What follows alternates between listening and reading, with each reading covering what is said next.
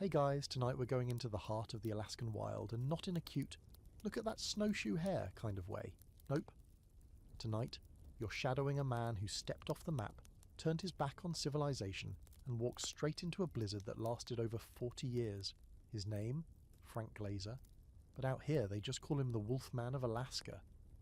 By the time most of us would be whining about no Wi-Fi or missing our morning coffee, Frank was calmly melting snow for water, cleaning a rifle, and preparing to track wolves through terrain that literally kills people. You probably won't survive this if we're being honest, but then again, you're not really supposed to. This isn't a how-to, it's a what-if. A ghost story with a beating heart. So before you get comfortable, take a moment to like the video and subscribe, but only if you genuinely enjoy what I do here. I'm not out here surviving frostbite and fending off moose hallucinations for the algorithm. Also, tell me in the comments what time it is and what city you're watching from. Always curious where you're tuning in from. Now, dim the lights, maybe turn on a fan for that soft background hum, and let's ease into tonight's journey together. You're standing on the edge of Fairbanks, Alaska, somewhere around 1915. The town's a mix of grizzled gold prospectors, wandering drunks, a handful of stubborn women with flint in their eyes, and dogs. So many dogs. You can smell wood smoke and hear the low groan of sled runners on packed snow. But you're not interested in the town.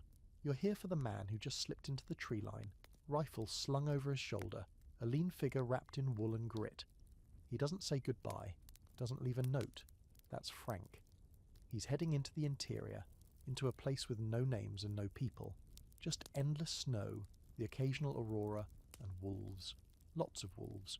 You follow his tracks, the prints firm and sure like he knows exactly where he's going, even though no trail exists. At 17, Frank had wandered up from the lower 48, chasing something he couldn't name. Some people come for gold, some for adventure. Frank.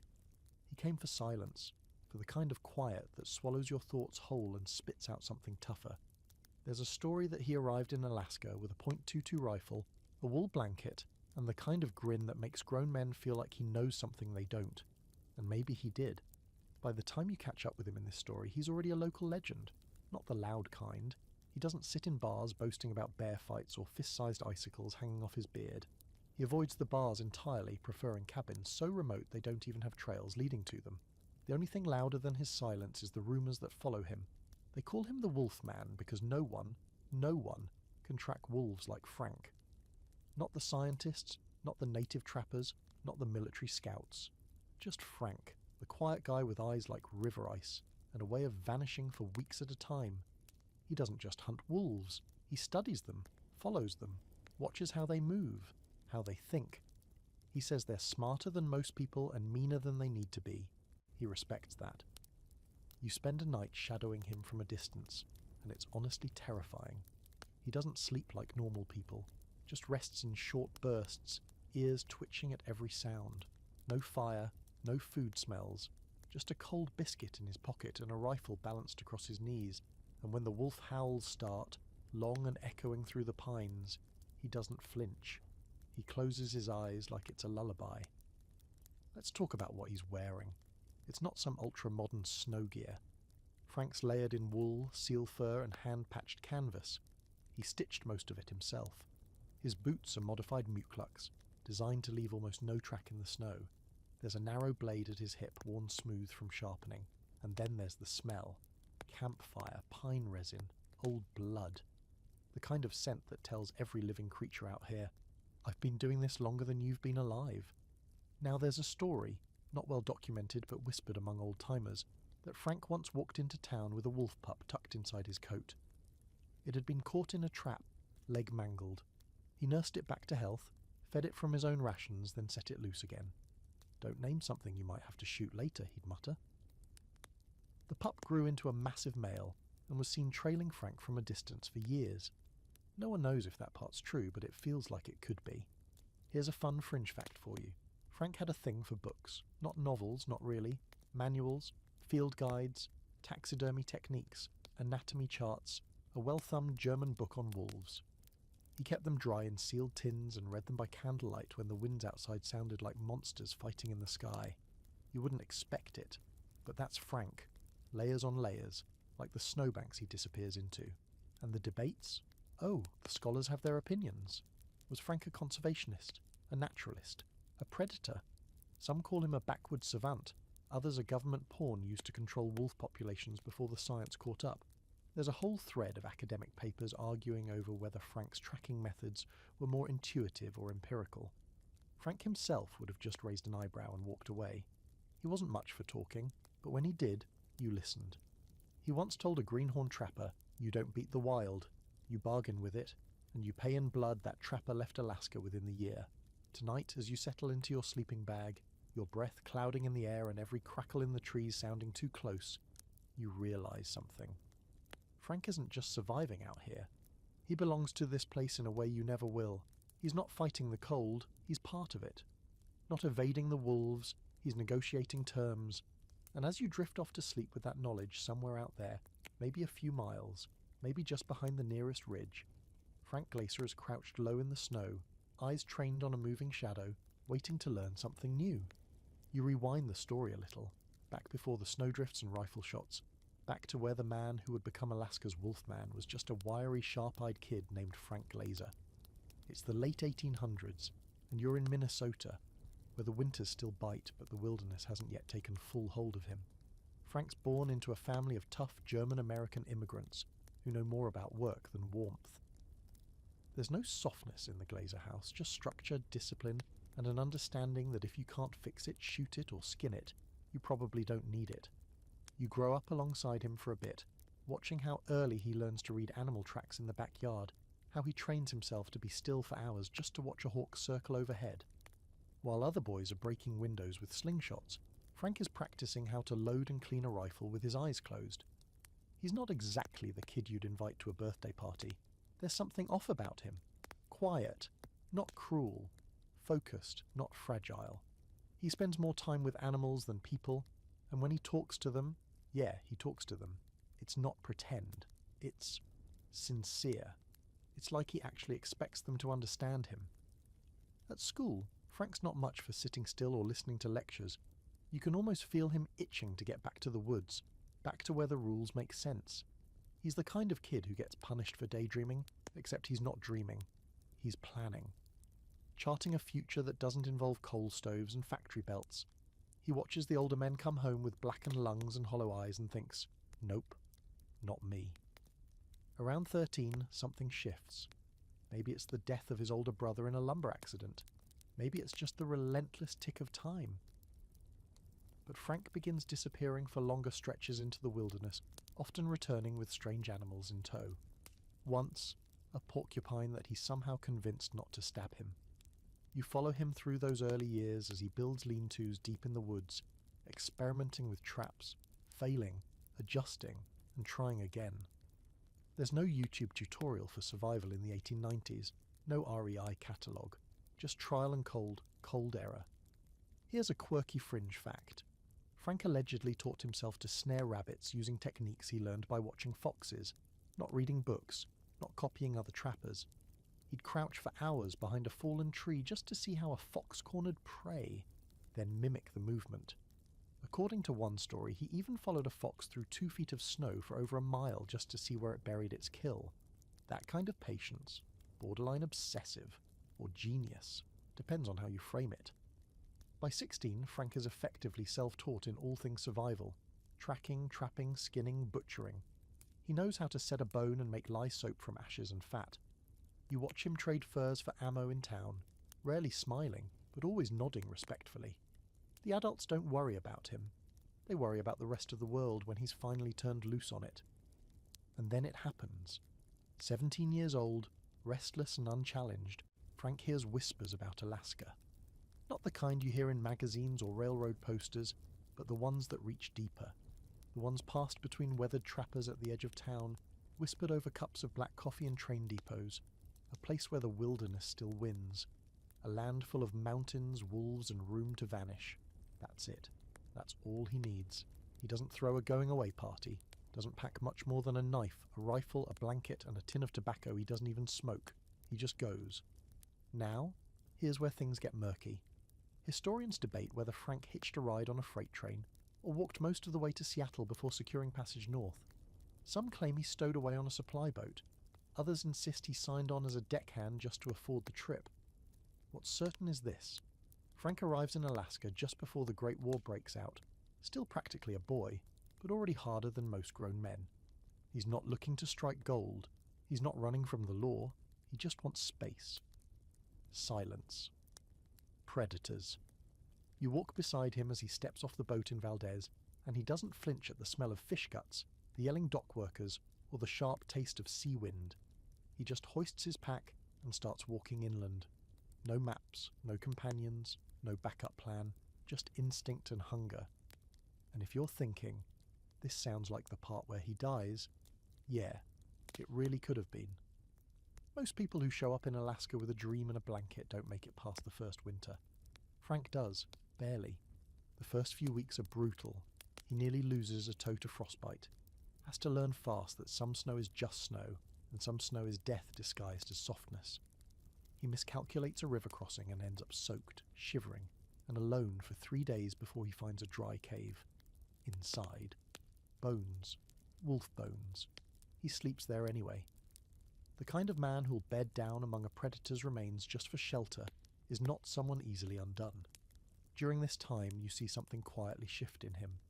Not fear, not caution, but awareness. He watches the way the ravens follow him, hoping for scraps. The way wolf tracks circle his camp at night, keeping their distance but always watching.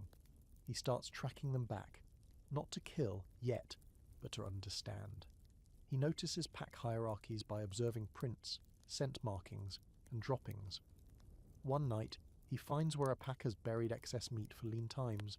He doesn't disturb it, just notes it. He's learning the code, and here's where the legend begins to ink itself. People in town start to hear about a quiet young man who seems to vanish into the interior for weeks, even months, and always comes back alive. Sometimes with furs, sometimes with nothing but a new scar and a story he won't tell. That Glaser kid, they start calling him. Strange one. Might be part wolf himself. It's the kind of talk that might scare someone else, but not Frank. For him, it's confirmation. He's not like the others, and he never was. You watch him now as he walks, boots crunching over frost-hardened ground, eyes locked on a horizon only he can see. Frank Glaser is 17, but he already moves like a man who's made peace with dying. He has no family waiting on letters, no sweetheart scribbling his name in the corners of her diary, just a rifle slung across his back, a knife at his belt, and that lean hunger in his bones that says civilization was never going to be enough. He's heading north, deeper into the unknown. It's 1915 or maybe 1916, depending on who you ask. Dates get slippery out here. The Yukon River curls like a silver thread behind him, and ahead lies what the maps call the interior. To Frank, it's just the place where things get real. No farms, no towns, no lines separating man from meat, just endless spruce, tundra, mountains, and creatures that have never seen a fence. It's not a path anyone recommends, that's the point. He doesn't just stumble into the wild, he hunts it down. Locals try to warn him. There's a grizzled trapper in Tanana who leans close and mutters, "You go that far in, you might not come back." Frank just nods, thanks the man, and keeps walking. It's not arrogance, it's a quiet promise to himself. I'll come back, but I won't come back the same. The gear on his back is laughably minimal, by today's standards anyway. A battered .30-30 rifle, a canvas tarp, a bedroll wrapped in oilcloth, a hatchet so worn the handle's polished from his grip, beans, salt, matches in a jar, and some waxed paper wrapped around strips of dried moose meat. No compass, no radio, no backup plan. You'd call it suicidal. He calls it Tuesday. And then comes the crossing. You're with him as he picks his way across the Talkeetna Mountains, a place where weather turns faster than thought, and wind screams like it's trying to rip the skin off your face. He nearly dies. Twice. Once from a snowblind stumble that sends him sliding 30 feet into a gully, and again from a wolf pack shadowing him just close enough to feel the heat of their breath. He sleeps with his rifle across his chest and his boots still on, because out here, comfort gets you killed. But then the break happens. The first real moment where it all clicks into place. You're watching from a ridge as Frank crouches beside a stream, skinning a rabbit with the precision of a surgeon and the calm of a priest. Across the bank, a grey wolf emerges from the brush, gaunt and twitchy with hunger. Frank freezes. The rabbit still twitches in his hand. The wolf doesn't attack, doesn't flee. They stare at each other across the water, two predators sizing up what this moment means. And then, with the slowest, strangest kind of grace, Frank tosses the rabbit across the stream. It hits the rocks with a wet thump and the wolf takes it, fast but not frantic. Just a nod almost, before disappearing back into the trees. Frank watches it vanish, then wipes his knife and goes on with his day. You don't mention it again, but you don't forget it either. Neither does he. Weeks pass, maybe months. Time goes all strange here. The sun stays up for days and then disappears entirely. You stop trying to keep track. Frank builds his first real shelter from fallen logs and sod, buried halfway into a hillside like a hibernating bear. The smoke from his chimney barely escapes into the cold air, hidden from above. He doesn't want visitors, and out here, he doesn't get them. He gets wolves instead. You can hear them every night, distant howls, sometimes closer than you'd like. Some nights they come near enough to circle the cabin. Frank doesn't chase them off, doesn't shoot. He just listens, studies. He's tracking a particular pack now, one he's nicknamed the Ridgebacks, because several of them have a distinctive dark stripe down their spines. He notes where they den, what they eat, how they move when they're spooked. He says they're smarter than dogs, more disciplined than men. Here's a strange but true fact. Frank kept a kind of mental ledger of individual wolves, gave them nicknames, remembered their gait, their limp, their eye colour. He could tell by a paw print if a wolf was stressed, sick or hungry. According to one Fairbanks biologist, Frank once correctly predicted a wolf pack's den relocation 2 weeks before it happened, just by watching their scat patterns and kill site behaviour. It's either uncanny instinct or a level of obsession that's downright uncomfortable. The people in town start hearing about him again. Frank, the quiet tracker. Frank, the loner with blood on his boots and wolf hair on his coat. Some of them come looking for him. A military survey crew tries to hire him, says they need someone who understands the land better than a map. Frank says no at first. Then yes, if they'll give him ammo and let him work alone. They agree, reluctantly. That's how he gets his first government gig. Not as a soldier, not as a trapper, but as something in between. An observer, a ghost in the wild. There's debate, of course. Academics argue whether Frank was actually employed by the government or just contracted as a tracker. Some claim he was part of a wolf eradication initiative. Others think he was more of a scientific asset, sending back crude data on population dynamics and migratory patterns. Frank never clarifies. He doesn't care what the paperwork says. He's not in it for the glory. He's in it for the wolves. Back in town, a reporter tries to interview him once. Frank listens politely, says a few words, then walks away. The article ends up being mostly about his eyes. Pale as glacier runoff and just as cold, it reads. That checks out. You spend another winter with him, watching as the snow buries the world in silence. He reads a book about Arctic foxes by oil lamplight, eating jerky and sipping boiled spruce tea. When the cabin walls groan in the wind, he doesn't even blink. He's already planning the next day's route. There's a kill site he wants to examine, a pack he suspects has shifted territory. You wonder how long he can keep this up, how far into the wilderness a man can go before he disappears entirely. But Frank? He's not even close to gone yet. You wake up on a frozen morning so still that even the trees seem to be holding their breath. Somewhere above, the sky's cracked open, the stars bleeding out into the last stretch of night, and beside you, just over the rise, Frank is moving, always moving. It's his first full winter in the deep Alaskan interior, and if you're expecting it to be a snow globe version of survival, think again. This is the kind of cold that hurts, the kind that peels back your ego and shows you what's left. If you're lucky, that's strength. If not, well, the ravens eat well. Frank's cabin, if you can even call it that, is more bunker than home. Half buried under snow, braced against wind, with a roof that sags under the weight of the world. Inside, it's tight and dark, the air smoky from a tiny wood stove coughing its last breath. The walls are layered with frost and every breath puffs out like ghost smoke. He's not cuddled up under fir throws reading poetry. He's chewing on dried moose meat and reinforcing the door with spare traps. You can feel it in your chest. This isn't a man waiting for spring. This is a man surviving minute by minute. You don't get warm out here. You just learn how to stop noticing that you're cold. The first wolf attack comes without warning. Frank's checking a trapline about 2 miles from the cabin when the quiet gets weird. You know that kind of quiet. The wrong kind. No birds, no wind. Just the sound of your own breath and the crunch of your boots in deep snow. Then he sees it. The telltale streaks in the white, paws dragging slightly, blood in the pattern. Something's injured. A wolf, likely caught and escaped. He follows the trail, and that's when the rest of the pack shows up. Now, wolves don't usually go after people, not unless they're desperate, but desperation is the only law out here. Frank barely has time to shoulder his rifle when the first one lunges from a snowbank, mouth open and silent like a living shadow. He fires, once, twice, the shots echoing flat and fast across the trees. One wolf drops. The others retreat but don't vanish. They hover, circling, watching. You're there beside him as he drags the carcass back to the cabin, not out of pride or trophy fever, but because he knows they'll come for it, and he wants to see how they behave, how they mourn, how they retaliate. The next night they do come. Scratch marks on the wood, paw prints in the snow circling like a prayer or a curse. Frank sits up all night, rifle across his lap, eyes open and unblinking.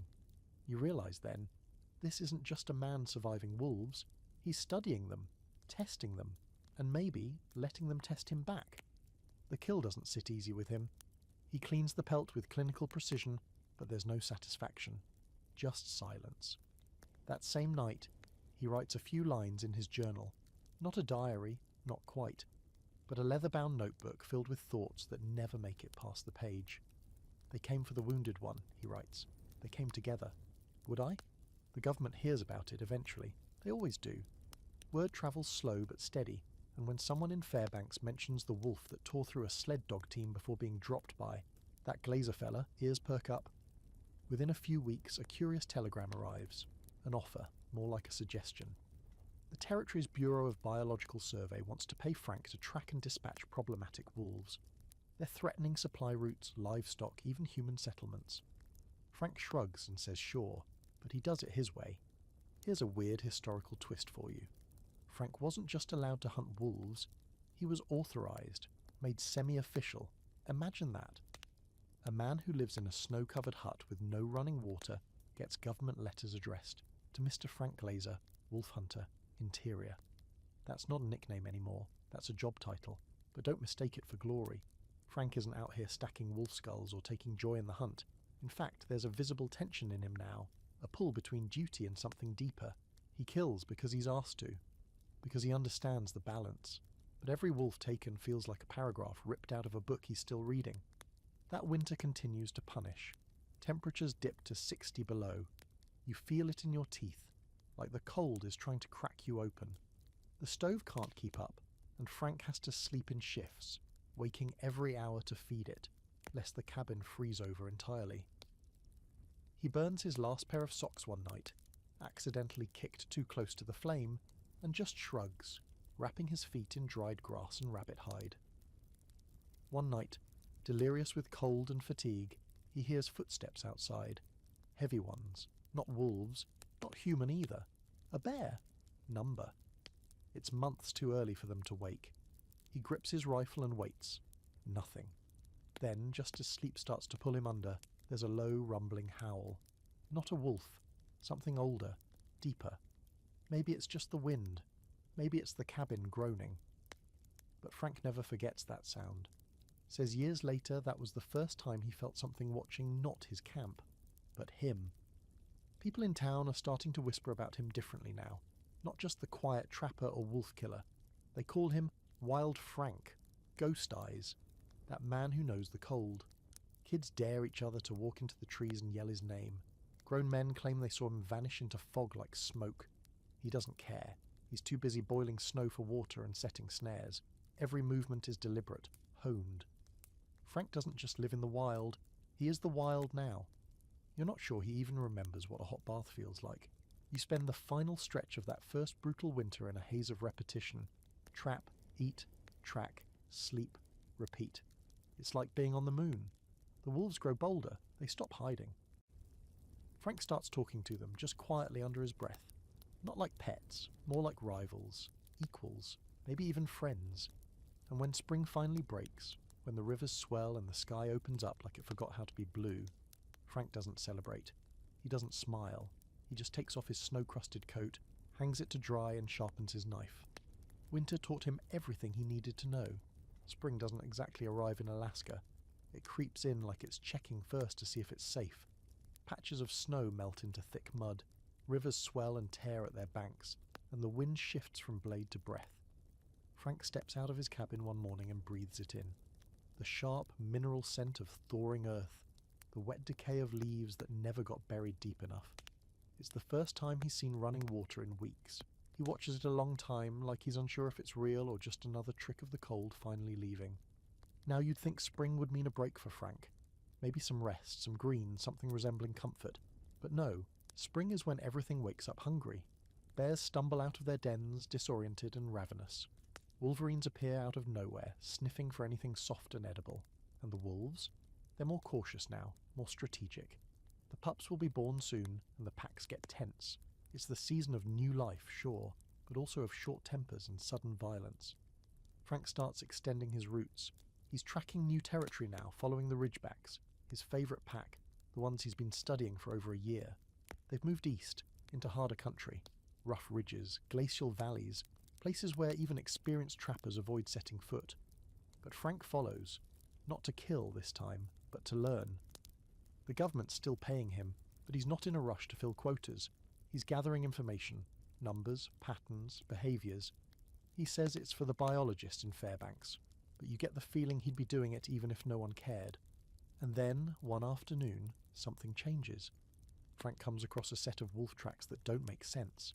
The prints are huge, far larger than average, and staggered oddly, as if the animal is limping, but still fast. There's a deep gouge in the mud, like something dragging. It doesn't match any of the ridgebacks. This is something else, something alone. For days, Frank follows the tracks, sleeping light, eating little, moving like a shadow. He starts calling the animal Old Three-Toe, because one of the prints is missing a toe, likely an old trap wound. The trail leads him through territory he's never scouted, into a section of forest where even the birds go quiet. He doesn't see the wolf, not yet, but he feels it, watches its kills from a distance, deer stripped clean, buried under moss and snow. It's fast, smart, and elusive. Frank becomes obsessed. Here's your fringe fact for the night. Frank once claimed that some wolves learn how to count. He said they'd wait for 2 trappers to enter their territory and only strike once one left, like they knew how many people were supposed to be there. It sounds absurd until you realize how often he was right. Scientists today still debate how advanced wolf intelligence really is, but Frank didn't need peer review. He trusted what he saw, and what he saw in Old Three-Toe was more than survival instinct. It was strategy. This hunt doesn't go like the others. Frank lays traps and they're avoided. He sets snares and they're bypassed. Once, he ties a chunk of meat to a trigger line and comes back to find it gone, the mechanism untouched, the snow brushed clean with a pine branch. That detail rattles him. He doesn't say it out loud, but you can tell. He's not sure if he's tracking a wolf anymore, or something else entirely. Meanwhile, back in Fairbanks, people are starting to notice that Frank hasn't returned in weeks. A male plane pilot swears he saw him hiking along a ridgeline in a storm, coat flapping like wings, head bare. Someone else claims to have heard wolf howls near Manly Hot Springs followed by a single gunshot, then nothing. But no one goes looking, not seriously. Everyone assumes Frank will either show up or he won't. That's just how it is with him. The weather gets worse. Rain comes hard and sideways, followed by another freak cold snap that ices over the rivers again. Frank's boots are falling apart, stitched so many times they look like patchwork. His last packet of tea is just dust, but he keeps going, limping now from a sprain he won't admit to, eyes bloodshot and squinting. And then, one day, he finds it. A clearing, still, quiet, and in the centre, snow packed down, blood dried in a wide circle, a kill site, recent. Frank crouches, inspecting the scene with that surgeon's calm. Deer hair, rib bones, wolf prints, massive ones, unmistakable. And in the snow beside them, his own boot print from 3 days ago. Old Three-Toe has been tracking him. There's something in Frank's face then. Not fear, something colder. Respect. He doesn't move, just stands there for a long time, the snow beginning to fall again around him. He holsters his rifle. Not because he doesn't expect a fight, but because he's not sure if he wants one.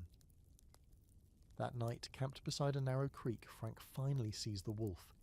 It's just past twilight, the sky still glowing faintly purple, when a shadow separates from the tree line. He hears nothing. No crunch, no panting, just movement. The wolf stands maybe 40 yards away, tall, gaunt, with that signature limp and the missing toe. Its eyes glow gold in the fading light, and it doesn't run. It just looks, a long, unblinking stare. Frank doesn't raise his rifle, doesn't breathe almost. The wolf huffs once, more exhale than growl, and then vanishes into the trees. Frank doesn't follow, not this time. He returns to town a week later, quieter than usual. The ridgebacks have moved again. The snow is melting fast now. The season's about to shift, and with it the contracts. The biologists want reports. The military wants more wolves gone. But Frank doesn't mention Old Three Toe, not in his logs, not to the men in suits. Some stories, he decides, aren't meant for paper. Still, when a fresh trapper asks him months later, "You ever meet one you couldn't catch?" Frank just smiles without humour and says, "Only the ones who already knew my tricks." And then he walks off into the woods again, because Frank Glaser's not done.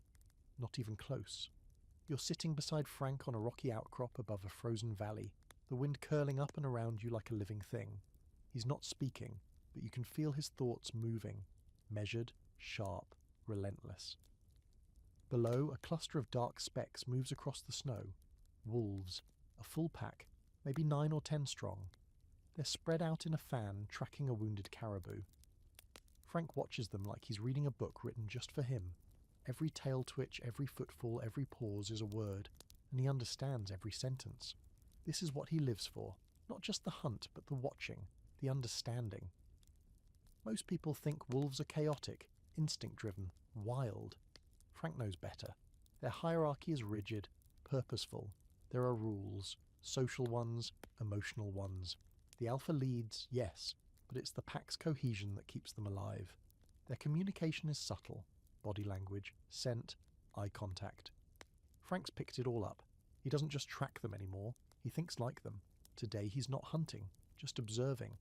He's lying prone in a shallow nest of snow and rock, wrapped in canvas and still as death. He's been here for hours. No fire, no food, just his breath, slow and controlled, barely misting in the cold air. And you're there beside him, shifting every so often just to remind yourself you still exist. But Frank, he's gone full ghost. You could blink and miss him. A man-shaped silence. The wolves are closing in on the caribou now, working in a semicircle to flank it. The alpha, a tall male with one white ear, signals with a glance. A younger wolf sprints right, driving the caribou into the waiting teeth of the others. It's quick, brutal, yes, but efficient. The kill happens with almost no sound. Snow, blood, steam. The pack doesn't fight over it. They take turns, waiting, nipping gently if one lingers too long. Frank scribbles notes in a tiny weatherproof book, hands gloveless so he can feel the pencil. His fingers are purple from cold. Here's something unexpected. Frank isn't just a tracker, he's a naturalist. Maybe not in the academic sense.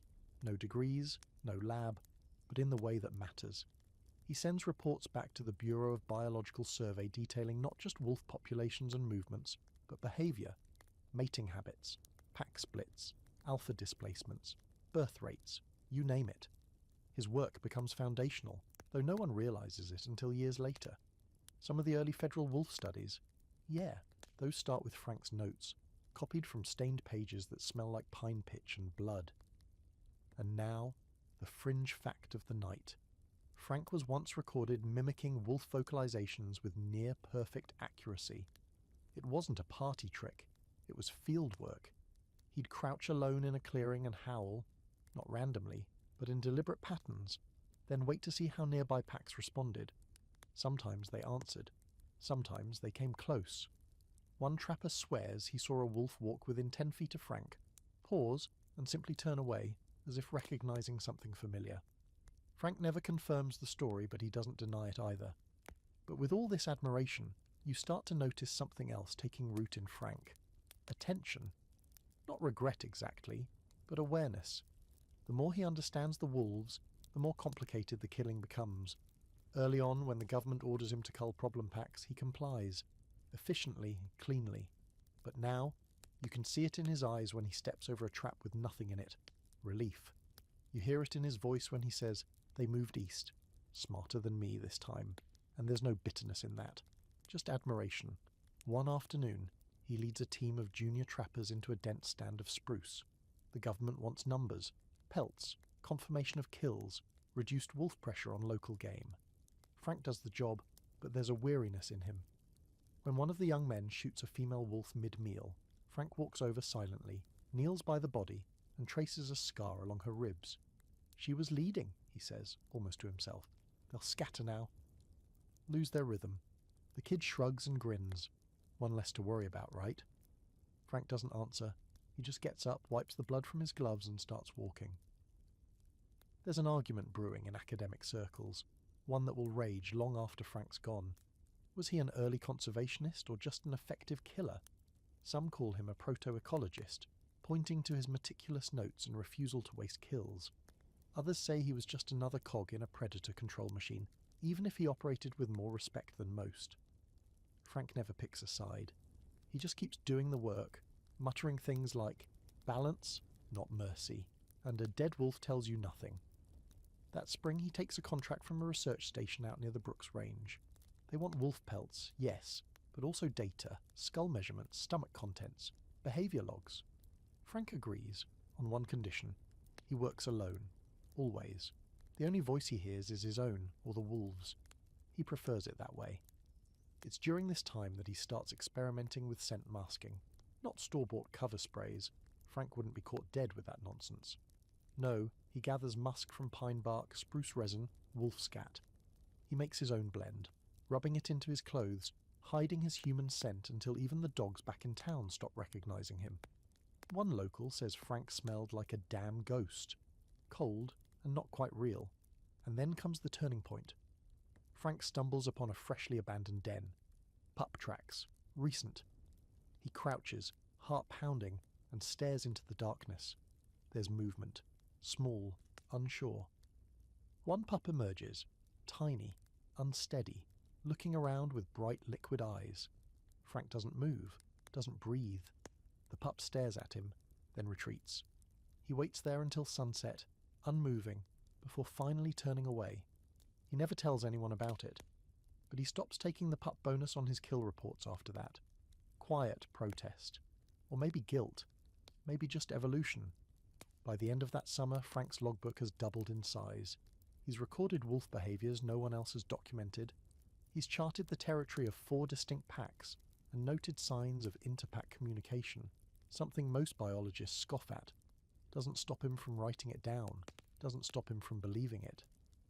As the leaves turn and the snow whispers promises again, Frank tightens his gear, sharpens his blades, and prepares for another winter. The wolves are moving already, fattening up for the long dark. He hears them at night, their howls no longer distant but part of him, woven into his bones like old pain. You sit with him at the fire one evening, boots steaming, rifle across his lap. He says, "They don't kill for fun. Never have. That's our thing." Then he goes quiet again. Always does. And you realise in the quiet that Frank Glaser is no longer just studying wolves. He's becoming one. The wind hisses through the trees tonight like it knows something you don't. You're camped low in the valley. The fire just a soft glow against the blanket of snow still clinging to the ground like winter hasn't quite let go. Frank's there beside you, of course, sitting with his knees drawn up, staring into the coals like they're whispering secrets. He doesn't talk much out here unless he feels like it. And tonight he feels like it. You ever hear the story about the man who married a wolf, he says, not looking at you? Just tosses it out like a spark into the dark. You blink, waiting for the punchline. There isn't one. He leans forward, pokes the fire with a stick. Old Trapper told it to me near Nulato. Swore it was true. Said this guy saved a she-wolf from a bear, nursed her back to health, but she didn't leave. Stayed with him. Took human shape by night, wolf by day. Lived together for years. Until one winter she walked out into a storm and didn't come back. He followed her tracks, and never came back either. You wait. Frank shrugs. Or maybe he just got lost in the snow. People do. It's not a ghost story exactly, but it's got teeth. Like most of the ones shared around campfires out here. In the dark and cold, stories get warped. Truth and fiction dance until you can't tell one from the other, and no one really wants to. Frank has heard them all, collected them like pelts, and not just the usual legends passed from trappers to travellers. He listens to the native elders too, listens better than most white men, doesn't scoff, doesn't interrupt. He knows there's power in those old tales. One such tale stays with him, keeps coming back like smoke in the wind. It's told by a Koyukon elder he once shared a meal with during a storm delay.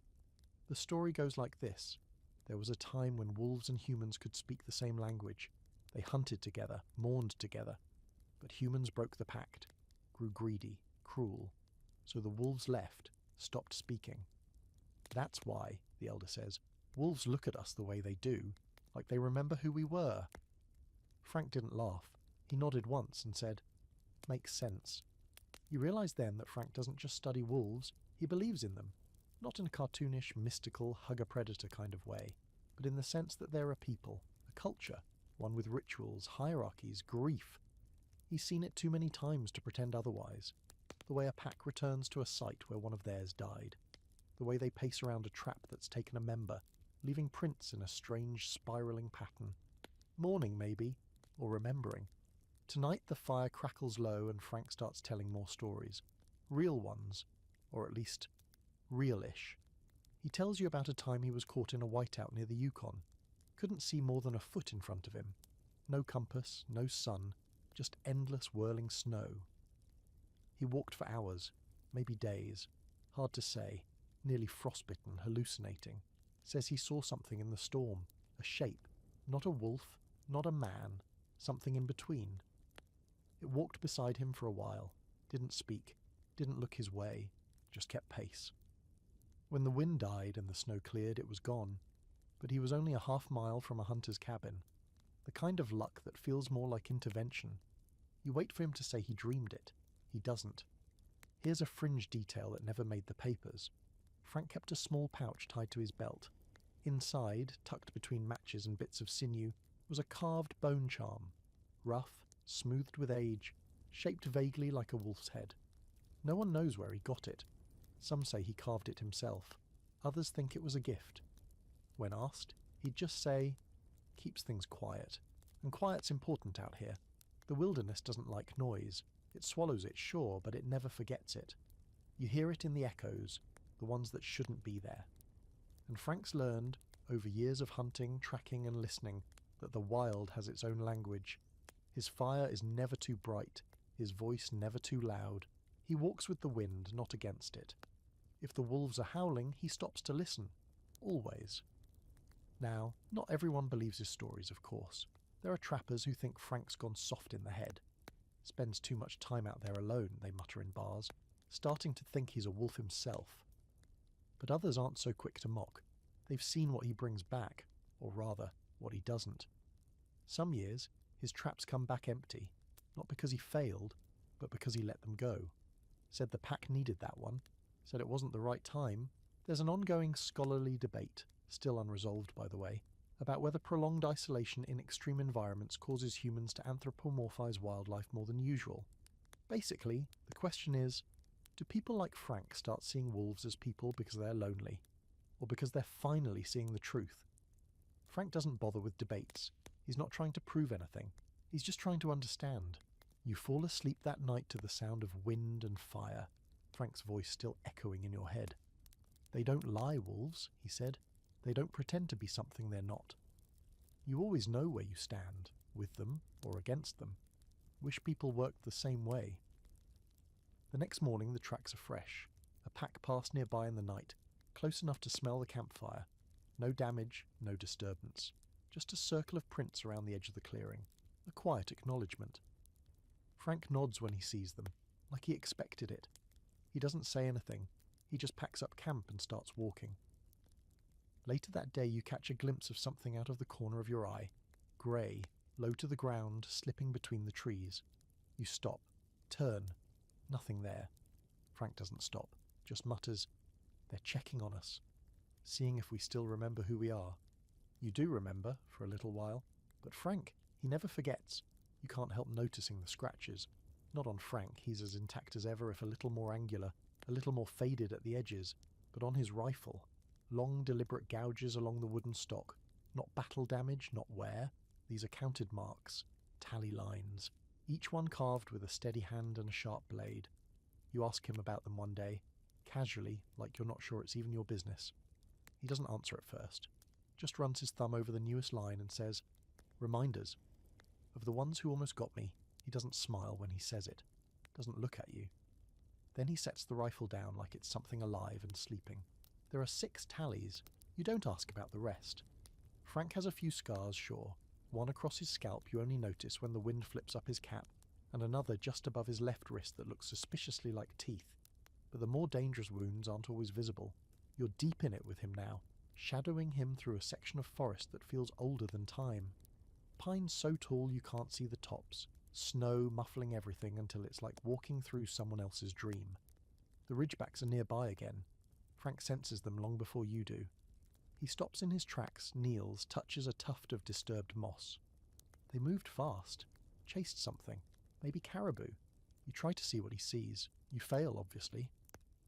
He tilts his head, listens, nods to himself, then starts moving again. The days blur into each other now. Tracks, kills, storms, shelters hacked into the sides of ridges.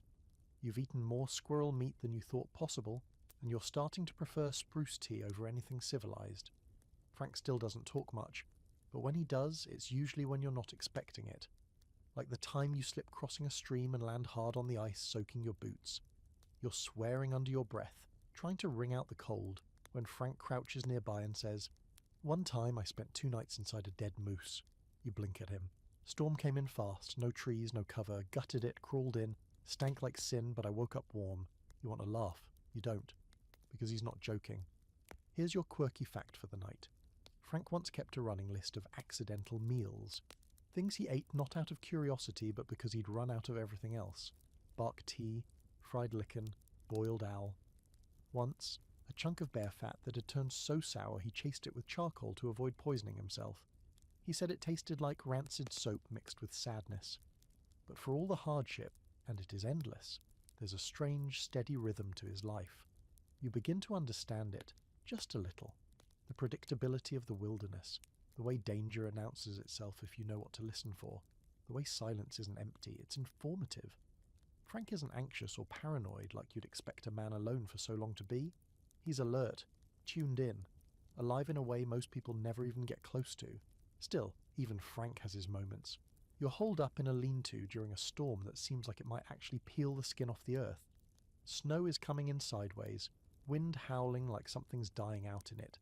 Frank's got the fire low, just enough to keep your limbs from stiffening, and you're both sitting in silence when he says suddenly, "Came close once. Real close. About 5 years back." You glance over, he's staring into the fire like it owes him something. "Tracked a rogue pack north near the Arctic Circle. Not mine. Different blood. Meaner. Got caught in a ravine. Ice gave out. Fell maybe 15 feet. Busted my shoulder. Rifle jammed. Night coming. Couldn't climb out. You wait. He doesn't rush. They circled me. 4 of them. Didn't rush in. Just watched. Hours. I was bleeding into the snow, half delirious. I could hear them breathing. You ask what happened. Don't know. Next thing I remember, I woke up and they were gone. Just gone. Snow over my tracks. No blood trail. Like they'd never been there." He shrugs. "Sometimes I think they knew I wasn't ready. Or maybe they just got bored." You don't ask again. This is where the debate comes in. The big one. Whether wolves can choose mercy. Most scientists will tell you wolves aren't moral agents. They respond to instinct, hunger, threat, and opportunity. But Frank doesn't buy that. "They think," he says, "not like us. But they weigh things. Not everything's teeth." You wonder if he's romanticizing them. You wonder if he has to. Maybe, after decades of solitude and watching, the only way to keep yourself sane is to believe the things you're staring at are looking back. Later that week, you're climbing a ridge when Frank suddenly goes stone still. His hand rises, palm out, sharp, silent. You freeze. He squints into the trees ahead, then slowly lowers to a crouch. You do the same, though you're mostly guessing. A few minutes pass in perfect silence, then you hear it. A growl. Low, wet, and close. not a wolf. Frank whispers, "Grizzly." The bear steps into view a moment later, massive and steaming in the cold. It hasn't seen you yet. Frank eases his rifle into his lap but doesn't raise it. "No sudden moves," he murmurs. "They hate surprises." The bear sniffs the air. Frank does something then you don't expect, he growls back. Not a scream, not a yell. A sound, deep and deliberate, like he's speaking its language. The bear pauses, stares, then incredibly turns and lumbers off. You exhale for the first time in what feels like a year. You look at him. "You talk to bears now?" He shrugs. "Not fluent, but I try." The incident becomes a joke between you, one of the few. But in the quiet that follows, you realise something else. Frank has built a life where most people couldn't build a weekend. He's survived close calls, hunger, storms, isolation, and packs of apex predators, and none of it has broken him. If anything, it's refined him. That night, as you lay down on a bed of spruce boughs beside a sputtering fire, Frank's already asleep, or pretending to be. Outside, a chorus of howls rises in the distance. Not threatening, not urgent, just there, like a lullaby for the wild. You don't feel afraid. You feel welcomed. You wake before dawn to a silence so thick it feels like the snow itself is holding its breath. The fire's gone cold, just a mound of grey ash and a few blackened bones of half-burnt wood. Frank's already up, of course. He always is. He's moving around the edge of camp like a man preparing for a ritual, layering up, checking gear, loading his rifle with that same soft precision he does every morning. There's no breakfast, no chatter, just motion. It's going to be a cold one, and not your average shiver-through-your-coat cold. This morning the temperature is hovering somewhere around 60 below zero. That's not poetic hyperbole. It's a number so low it stops being a number and starts being a threat. At this level, your breath freezes in your nostrils, your skin burns if it touches metal, and the trees literally crack from the cold. Frank's breath hangs in the air like smoke, his face half hidden behind a thick scarf of muskox wool. Even his eyelashes are rimmed in frost. You trudge through the powdery snow after him, trying to keep up. Each step feels like your boots are made of lead. Your lungs ache, your gloves are too thin, and you start to wonder if your fingers are actually there or if your brain is just pretending for your benefit. But Frank, he's unfazed. He walks like the cold doesn't touch him, like he's part of it. "This is the kind of cold that kills sloppy men," he says suddenly, as if reading your thoughts. "But it rewards the careful ones." You're not sure if that's meant to comfort you. The trail you're following today leads through a pass between two low mountains, places with names no one uses anymore. Frank just calls them the Shoulders. It's an area few trappers ever dare in the deep months, too exposed, too unpredictable. But Frank has reason to be here. He's following a small, splintered pack, 3 wolves that broke off from the ridgebacks. He's been tracking them for a week now. Says they're not acting right, moving erratically, thin, desperate. "You can feel it in the way they step," he explains, crouching beside a fresh set of tracks. "They're not hunting, they're fleeing." You ask him what from. He doesn't answer. Later that day, the sky darkens fast. Sunlight fading like someone pulled a curtain on the day. The temperature drops again, and Frank stops speaking altogether. You don't realise how serious it is until he starts moving faster. Urgent, focused. Then finally you see it. A frozen river ahead, blown over with drifts and frost-furred willows. Frank doesn't cross immediately. He kneels beside the bank, pulls off his glove for just a moment, just long enough to press his palm to the ice. He grits his teeth. "River's gone hollow," he mutters. "Too cold. Ice isn't cracking anymore, it's singing. That's worse." You pause, listening. At first, it's nothing. Just wind. But then, there it is. A low, eerie hum beneath the surface of the ice. Not a creak, not a groan. A note.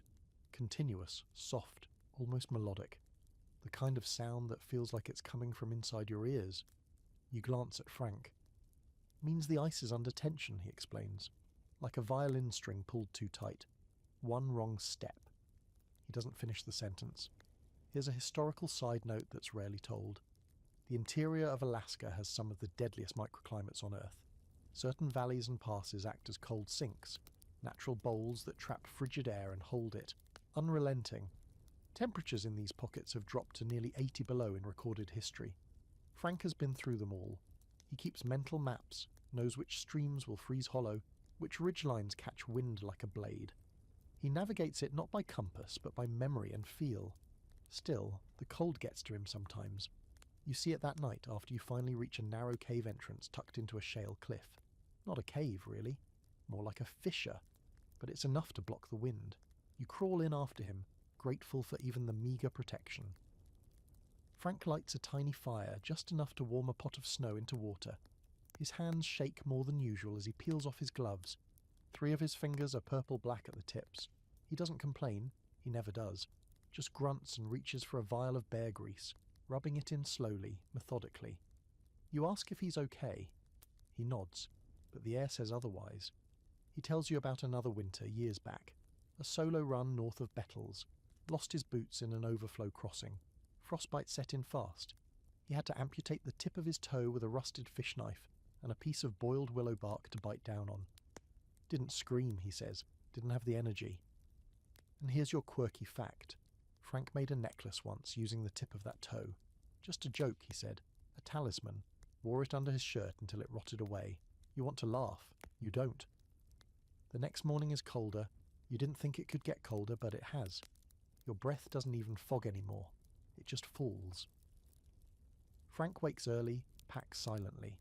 You follow without speaking. There's something sacred about mornings this cold. Like the world is fragile, breakable. You see wolf tracks again by midday, cutting across the ridge in long, uneven lines. One of the wolves is limping. Frank examines the print, frowns. Snare injury, he says. Left leg. Fresh. But no blood. Smart enough to pack it with snow. That's not instinct. That's ingenuity. Survival at its most brutal. But then the tracks vanish. Just gone. No struggle, no sign of a kill, just nothing. Frank stands for a long time at the last print. You can tell he's uneasy. This doesn't follow the pattern. Wolves don't just disappear. You both scan the tree line. You both hear it at the same time. A howl, but not like the others. This one is close. Too close. And it doesn't sound right. It wavers like a recording played backward. Frank's face tightens. He doesn't say a word, just turns sharply and starts walking fast. You jog to catch up. What was that? He says. Not ridgebacks. Not any pack I know. You press. Then what? Frank stops, looks over his shoulder and says in a voice low and flat, something old. You don't ask again. That night, there's no fire. Frank insists. They're watching, he says. We need to be dark. You lie there in the freezing dark, curled tight, listening to the ice sing beneath the valley and to something else, something moving just beyond hearing. Not heavy, not fast, just present. Frank doesn't sleep that night, neither do you. Morning arrives more like a negotiation than a promise. The sun doesn't rise so much as it reluctantly stains the horizon in a grey smudge, like it's not sure this part of the world deserves light today. Frank's already moving again, expression unreadable, every motion practiced and silent. You're not sure if he even slept. There's no fire to warm your limbs, and the cold has sunk so deep into your joints that your bones ache with every step. Your breath rasps against your scarf. Frank doesn't seem to notice. He just shoulders his pack and starts moving. You don't ask about last night. The strange howl, the unease that settled into your stomach and hasn't left. If Frank's rattled, he doesn't show it. But there's a different rhythm to him today. He's more cautious, looping back on your trail, pausing to scan the ridgelines. At one point he stops mid-step and sniffs the air, the way a dog does when something isn't quite right. Then he says, almost to himself, bear. You look around, confused. There's no sign. Frank points to a barely visible scuff in the snow. Moved through during the night. Big one, late to den, maybe desperate. You nod, though you still can't see what he sees. He starts moving again, faster now, more direct. No long detours, no curiosity trails. Whatever spooked him last night hasn't left his mind. Then it happens. You're still descending a slope toward the tree line when you spot movement. Massive, lumbering and shockingly fast for its size. A bull moose, easily over 1,000 pounds, with a rack of antlers wide enough to blot out the sky if you're under it. It's barreling straight toward Frank, and for just a split second, you freeze. Frank doesn't. He's already in motion, shouting. Not words, but guttural bursts of noise, hands waving, trying to divert the animal. The moose snorts and charges harder. hooves crashing through the snow like thunder. Frank sidesteps, barely, and the moose clips his arm as it passes, sending him spinning into the snow. You scramble to his side as it vanishes into the trees, gone as quickly as it appeared. His face is tight with pain, his coat's torn, blood's blooming through the wool like a slow explosion. You check his arm, it's dislocated, maybe broken, but Frank just grits his teeth, pulls a leather strap from his pack and starts tying off the sleeve like he's done it 100 times before. "You okay?" you ask, voice high and tight. "Been hit harder," he mutters, though he's breathing hard. You help him rig a sling, and he insists on walking, refuses to stop. "We're too exposed here," he says. "If that moose is running, something scared it." That shuts you up pretty quick. Here's your fringe fact for the day. Moose kill more people in Alaska than bears do. Not because they're mean, because they're unpredictable.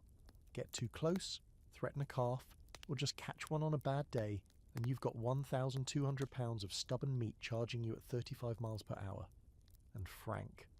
He once watched a moose stomp a grizzly into the ground. Said the bear didn't even have time to roar. You make camp early that night, finding a rock overhang that at least shields you from the wind. Frank finally agrees to rest, his face grey with pain. You build a fire while he leans back against a pine trunk, his injured arm wrapped tight. He's quiet for a long time. Then he starts talking. "I built a cabin once," he says, voice low. "Real one, not a lean-to. Took me 3 months. Used driftwood from the Yukon. Had a stove, a cot, shelves, even had a floor." You wait. He rarely volunteers stories like this. "Spent the winter there. Warmest I'd ever been. Used to sit by the stove and read by lantern light. Had a radio. Never worked, but I like the look of it." He pauses. Came back from a hunt one day and found it torn to pieces. Wolves. Or maybe a bear. Maybe both. Didn't matter. All of it. Gone. Shelves broken. Stove ripped out. My books scattered. You imagine the scene, and it feels like a funeral. "I didn't rebuild," he finishes. "Didn't seem worth it." You ask if he ever thought about going back. Not to town necessarily, but to people. Civilization. Hot meals. Dry clothes. A real bed. Frank stares into the fire. "Tried once," he says. "Couple years back. Got a ride into Fairbanks with a bush pilot. Spent a week there." You raise an eyebrow. "And?" He gives a faint smile. "Too loud. Smelled like diesel and wet paper. People talk too much. Ask questions they didn't want real answers to." You chuckle. "So you just walked back out?" Frank shrugs. "Didn't even pack food. Just started walking." It's stories like this that make people mythologize him. The man who walked away from the world and never looked back. Some think he's running from something. Others think he's chasing something bigger than himself. Truth is probably somewhere in between. Or maybe it doesn't matter at all. Later, as the fire dies down and Frank finally dozes off, you're left staring at the stars. The sky out here is a different thing. Wider. Hung lower somehow. The kind of sky that makes you feel small in the right way. Humble. Like the wilderness is letting you exist here, but just barely.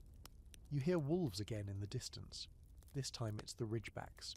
You can tell by the cadence, the way the howls overlap and fade in a rising pattern, like music. Frank shifts in his sleep when he hears it. Doesn't wake, but he smiles. That night you dream of wolves circling a fire, not attacking, just watching. And in the centre of them, Frank sits with his back to you, sharpening a blade that never dulls. You make it back to town under a sky full of smoke-coloured clouds, dragging the sled behind you like a corpse. Frank walks ahead, his injured arm still in a sling, refusing help even when it's clear his steps are slower, his weight uneven. It's not pride exactly, it's something older than that. Survival, maybe, or the bone-deep refusal to be seen as weak, even by the wind. Fairbanks rises out of the frost like a dream half-remembered. Clappered buildings, dogs barking in the distance, the crunch of life trying to keep moving at 30 below. Civilization in theory. It's your first real return to town in weeks, and it hits hard. The smell of coal smoke, the damp thud of boots on thawing wood, the murmur of voices with too many syllables. You feel almost dizzy. Frank doesn't flinch. He nods at the same storekeepers he's nodded at for years, never quite looking them in the eye, always half turned toward the woods like he's just passing through. And he is. Word spreads quick when Frank's back. It always does. There's an unspoken alert that travels faster than a telegraph. The Wolfman's in town. You see it in the way heads turn. Whispers start, boots pause mid-step. People don't crowd him. Frank's not that kind of legend, but they notice. A few brave souls ask him questions. How many this season, Frank? You get that rogue pack that was haunting the flats? What's the coldest you've seen it this year? He answers in monosyllables, nods, shrugs, no one pushes. But this time, something's different. A thin man in a hat too clean to be from around here approaches him in the trading post. He has the look of a journalist, slick voice, boots barely dirty, notebook tucked into his coat like a secret weapon. You know the type. You're Frank Glaser, right? The man asks. Frank doesn't respond. I'm writing a feature. Big story. The last real frontiersman. I've heard things about you and wolves, about the way you track, the way they track you. Some folks are saying you're more animal than man now. Still, nothing. I'd love to ask you a few questions. Even just a quote. Frank finally turns to him, and the look he gives is something cold and flat and without a bottom. The man takes an unconscious step back. Frank says, "Tell your readers I said nothing." They'll believe that more, and just like that, it's over. The story runs anyway, 2 weeks later, in some lower 48 magazine. They call him the last wolf hunter. The piece is full of half-truths, embellished quotes from unnamed sources, and wild speculation about his time in the wilderness. They claim he's been adopted by a wolf pack, that he walks without leaving tracks, that he eats only raw meat. One paragraph insists he was raised by wolves. Another suggests he killed a man once and fled north to escape trial. Frank reads it once and doesn't comment. "They made me a ghost," he says. "Guess that saves me the trouble." It's not the first time people try to mythologize him, and it won't be the last. For every story he tells, 10 are told about him, and not all of them kind. Some trappers whisper that Frank's gone strange from the solitude, that he talks to trees, that wolves follow him not out of kinship but out of fear. Others say he's the best there ever was, could track a sneeze through a snowstorm and smell danger before it happens. The truth sits somewhere in the fog between. And here's a curious bit of local lore. One rumour claims Frank once killed a wolf with a spoon. Not a knife, not a gun, a spoon. The story goes that he was ambushed while eating from a can of beans and didn't have time to reach for his rifle. So he jammed the spoon into the wolf's throat and finished it with his boot. The story is, of course, nonsense. Probably. But when someone brings it up in the general store, Frank just smirks and says, "Wasn't a spoon, was a fork." Even when he's quiet, he knows how to feed the myth. He stays in town for a few days to rest his arm and trade supplies. A doc patches him up with whiskey and thread, muttering about bone splinters and infection. Frank doesn't flinch. He drinks, grunts, and buttons his shirt back up before the needle's even cooled. You find him later at the edge of the airfield watching a plane take off, a rickety little two-seater clawing into the sky. He stares at it like it's part dream, part insult. "You ever wanted to fly?" you ask. Frank shakes his head. The air's not honest. "You don't know what's holding you up." Then he adds, "Besides, if you crash out there, nobody's coming." And he's not wrong. By the end of the week, he's already restless. You see it in the way he scans the tree line, in the way his boots are always half-laced, ready to move. Civilization's an itch he can't stop scratching, and every time he tries, it draws blood. He belongs to the wild now, even if he doesn't like saying it out loud.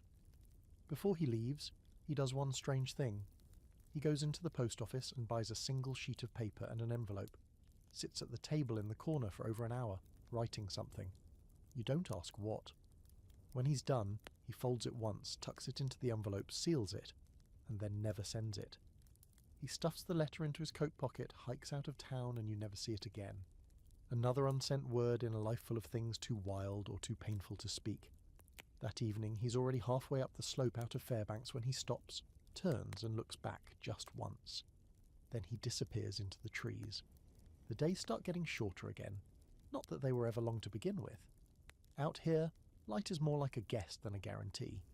Something that visits briefly and then slips out the back door without saying goodbye. You're trailing Frank again, deeper into a stretch of country even fewer maps bother naming. He doesn't say where you're going exactly, just that there's one left I need to find. And you already know who he means. Old Three-Toe, the Phantom, the one that got away. Frank's not obsessed, at least that's what he says. But the way he moves, quiet, deliberate, listening to the wind like it's whispering coordinates, it's clear this isn't just another tracking run.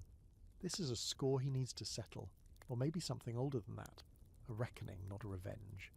It starts with scat, nearly frozen, steamless, but recent. Frank crouches and pokes through it with a twig, inspecting hair and bone. Rabbit, he mutters. Maybe grouse. Small kills. He's feeding light. You're not sure how he can tell it's him. There are a dozen wolves in this region, maybe more, but Frank's convinced. The others don't double back like this, he says, pointing at overlapping tracks in the snow. He's circling, watching his back. You follow the trail for days, up ridge lines, across half-frozen creeks, into narrow ravines where snow piles up so deep you walk chest-first into it.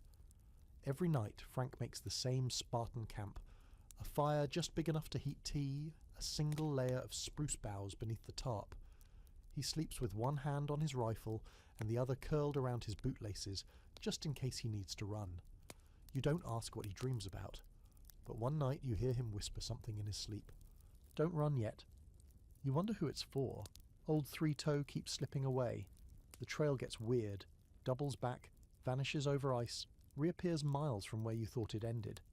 Once you find a kill site where the tracks are spaced impossibly wide. He leapt this, Frank says, squinting across a 6-foot ravine. Most wolves wouldn't try that. Are you sure it's not two different ones, you ask? Frank shakes his head. No, just him. He's a ghost. And here's your fringe fact for the night. There are documented cases of wolves surviving for years on 3 legs. Not limping, not dragging, but running, hunting, thriving. One such wolf in Yellowstone lived nearly 8 years after losing a paw to a trap, earning the name Limpy from researchers. Frank didn't have access to that research, of course. He was the research, and he already knew. The trail eventually leads you to an old burn zone, blackened trees jutting out of the snow like ribs. It's silent in a way that doesn't feel natural. No birds, no wind, just the crunch of your boots and the creak of Frank's old canvas coat. He stops at the edge of a clearing, eyes scanning every angle. He's close. How can you tell?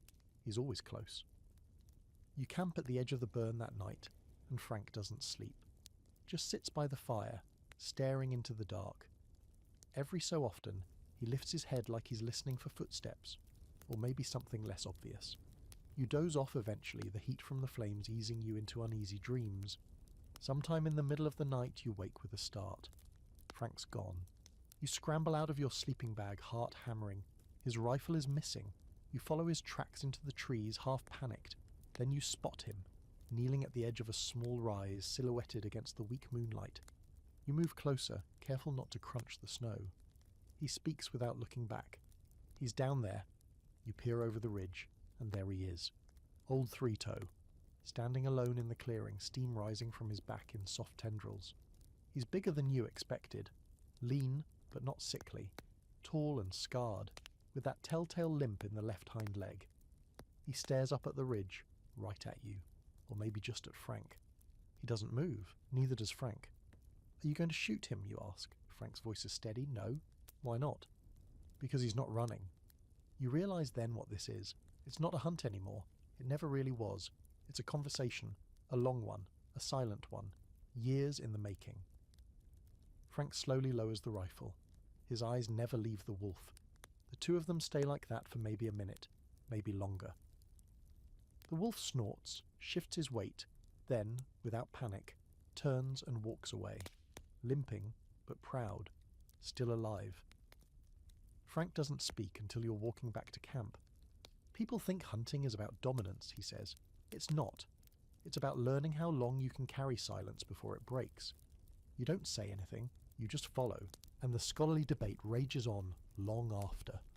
Biologists argue over whether wolves can form individualized responses to specific humans. Some claim it's projection, wishful thinking by solitary men who've spent too long in the snow. Others say no, there's something there. Memory, recognition, even respect.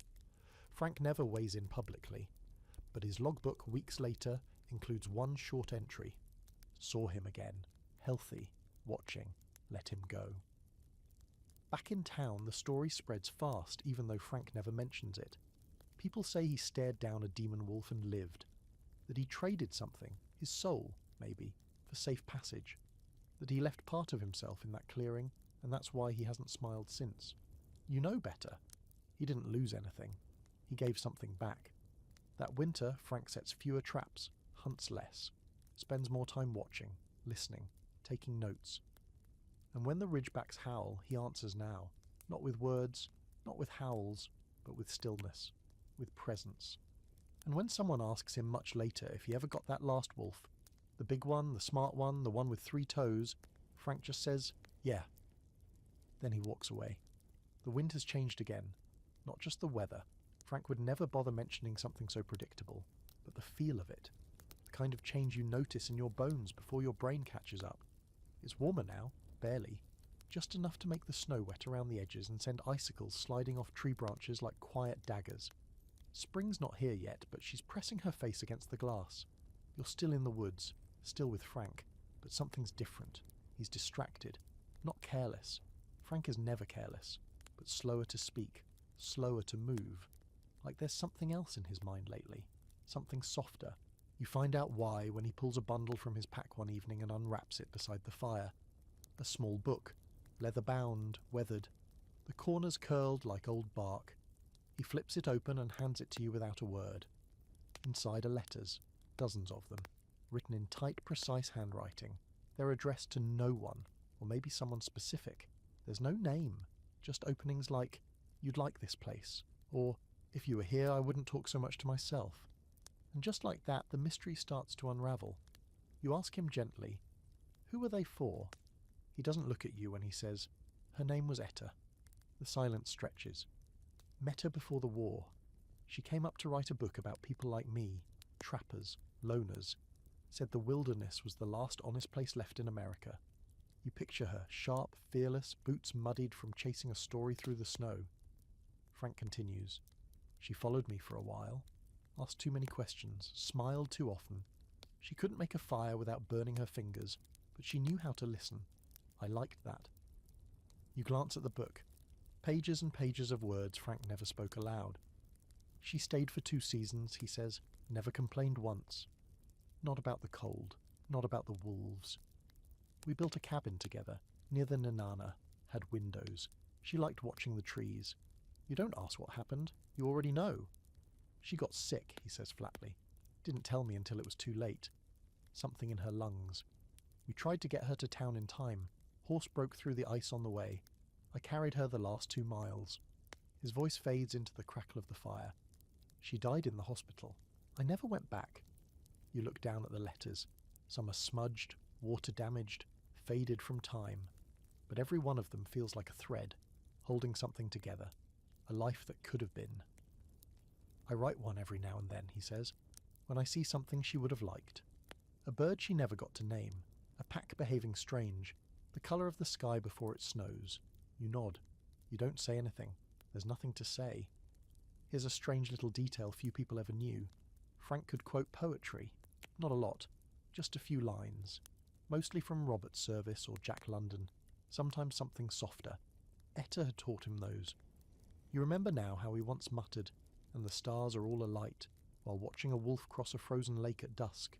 At the time, you thought it was just another one of his weird sayings. Now you know better. Later that night, Frank pulls something else from his pack. A folded piece of flannel cloth wrapped around a small tarnished locket. Inside, a photo. Faded beyond recognition, but the outline of a woman is still there, smiling slightly, her hair wind-blown. You barely get a glimpse before he tucks it away again. She said the woods made me quieter, but not better, he says. She wasn't wrong. You wonder if he ever considered leaving the wild after she died, building a new life somewhere warmer, softer. But then again, maybe this is the only place he can carry her. Maybe it's not the wolves or the silence he's loyal to, but memory, ritual, the ache of what stayed behind.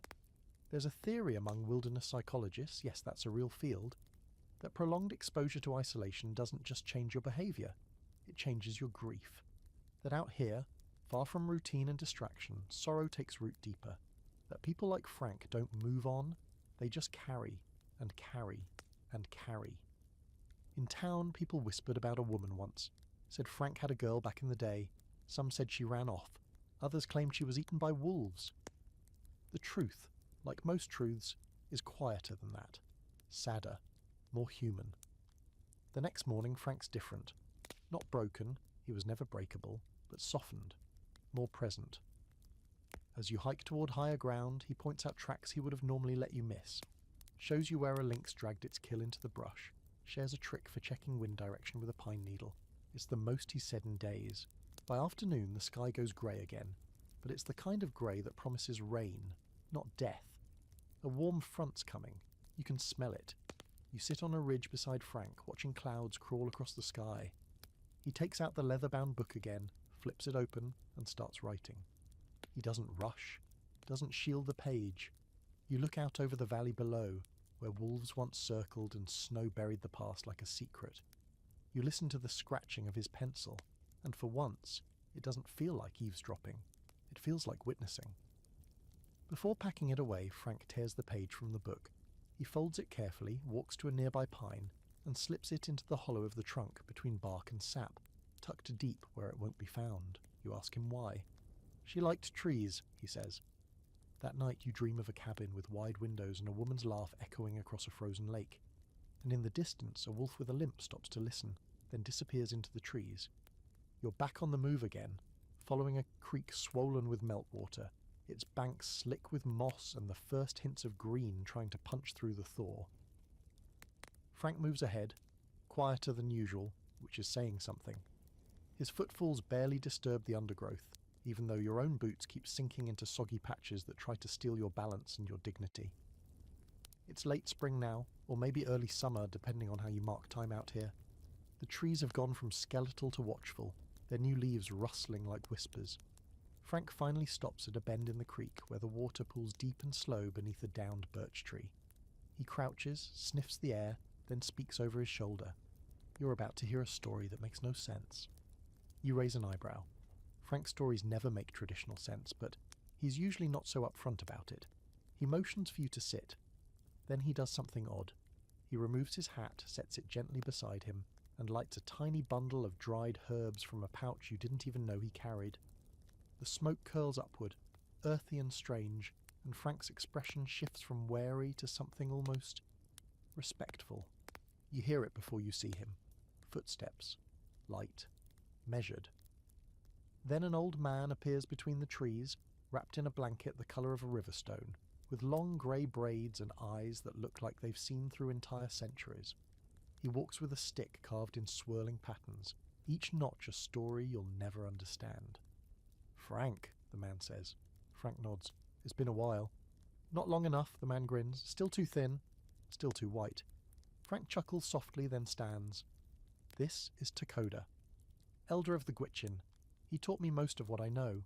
You don't say anything, you just nod respectfully. Takoda sits, his bones creaking in protest, then gestures to the fire Frank's building. You bring the boy out here to listen or to learn? Frank shrugs. Bit of both.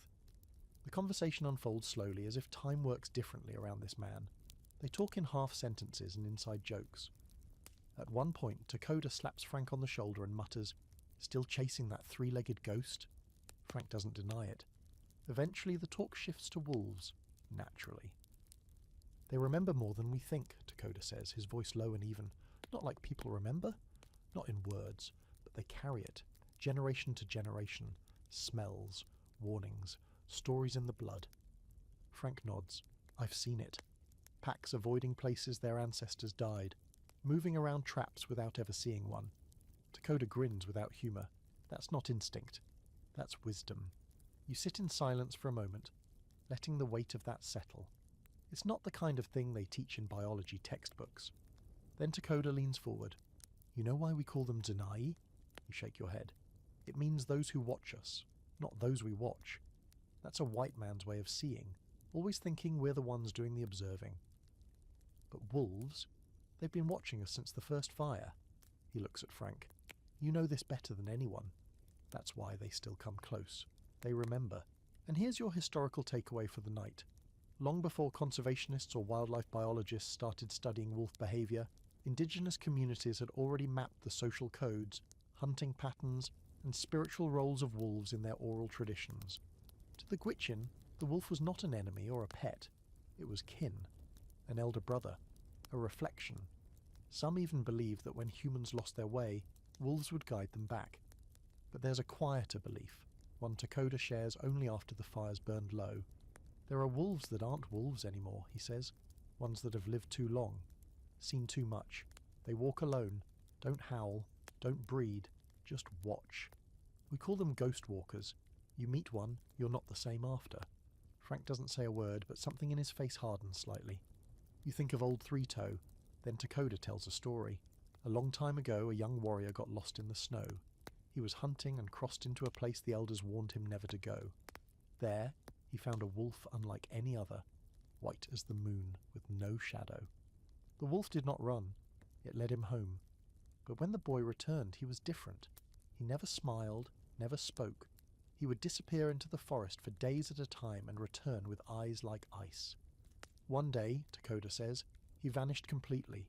Some say he became a wolf, others say he was taken, but the elders, they say the wolf marked him, left a piece of itself behind, and when the world needs him again, that piece will wake up. He looks at Frank for a long moment. No one speaks. Later, after Takoda leaves, vanishing into the forest the same way he came, Frank doesn't say much, just packs up slowly, deliberately. You hike for a while in silence before you finally break it. You believe all that? Frank gives you a look like you just asked if snow is cold. I don't believe it, he says. I've seen it. You walk on, trying to decide if he means the ghost walker or the piece left behind. That night, the forest feels alive in a different way. Not hostile, not welcoming, just aware. Like the trees are listening. The wind carries howls, yes, but also something lower, longer, a sound like memory, like something older than language stretching its legs. You dream of eyes in the dark, glowing not with threat but with recognition.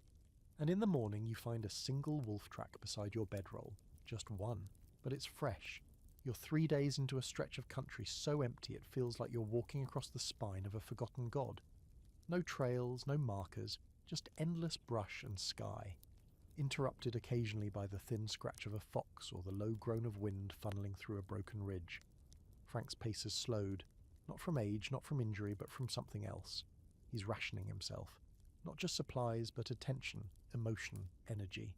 You're in the middle of nowhere, and nowhere is exactly where he seems to function best. Keep your eyes low, he says one morning as you break camp. We're heading into thin ground. You glance around. The snow is patchy, but still thick in places. What's thin about it? Looks solid, isn't. And sure enough, 5 minutes later, your left boot sinks straight into a hidden pocket of slush beneath the crust. You curse, yank your foot out, and nearly lose the boot to the mud underneath. Frank doesn't laugh, just keeps walking, as if this is exactly what he expected. He waits until you catch up, then tosses you a bundle of dry grass wrapped in wax cloth. Stuff that in your boot, he says. Won't stay dry, but it'll keep the frost off your toes. You want to argue, but the feeling in your foot's already half gone, and Frank has a look that says this is not the time to test his patience. So you do what he says, and it works.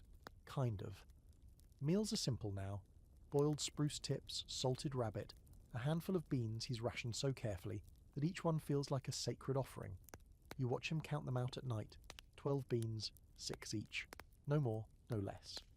You ask him, how long could you live out here without supplies? He thinks about it for a moment. 4, maybe 5 months. Longer if I found a decent kill early on, moose or caribou. No traps. Too loud. Too wasteful. You don't need much.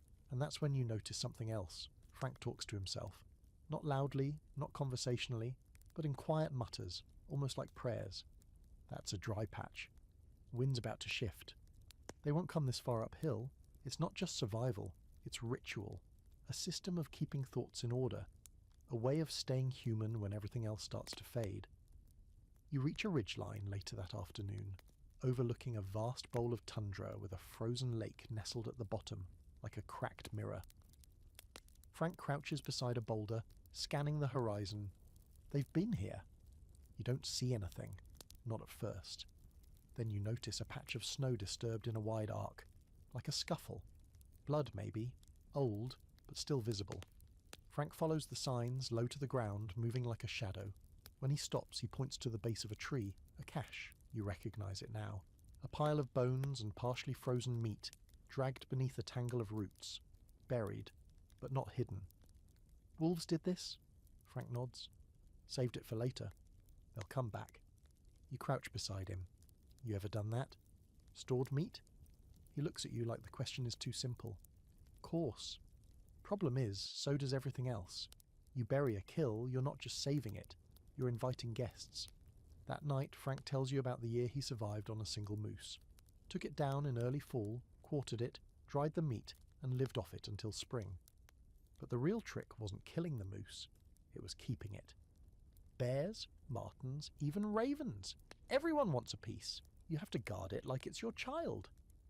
Did you lose any? He nods. Lost half the rib meat to a black bear. Dug it up while I was on a scouting run. Found the tracks leading away like it didn't even care. Here's your quirky fact. Frank kept a list of meat thieves over the years, a running tally of animals that had stolen food from him. Ravens topped the list, followed by foxes, then wolverines. He respected the wolverines the most. They don't take more than they need, he once said, just enough to piss you off. But now, out here, there's something else eating at Frank. Not hunger, not cold. You notice it in the way he stares into the trees too long after dark. The way he asks fewer questions, gives fewer answers. The wilderness is in full bloom now, alive, noisy, but he's grown quieter. One morning you catch him muttering over his small pot of boiling water. Just one word. Over and over. Etta, you don't say anything. Later, when you're walking beside a shallow creek, Frank stops to check a small deadfall trap he set the night before. There's nothing in it. Just a tripped mechanism and a dusting of pine needles. He squats beside it for a long moment, then resets the trigger. They're too smart now, he says. Learned from the others. You tilt your head. The animals? No, he says. The land. It's a strange thing to hear, but not surprising. Out here, Frank talks about the land like it's alive. And maybe it is. There's a kind of memory built into this place. Of blood. Of footprints. Of fire. And Frank reads it like scripture. That night, as the fire crackles low, he reaches into his pack and pulls out something you haven't seen before. A small, hollowed-out antler. Inside it, dried mushrooms, packed tight and dusted with charcoal. He shakes a few into his palm and stares at them for a moment. These help, he says, when the dreams get too loud. You don't ask if he's going to take them. You already know. Instead, you ask what the worst dream was. He doesn't answer for a long time. Then finally, woke up once convinced I was being eaten.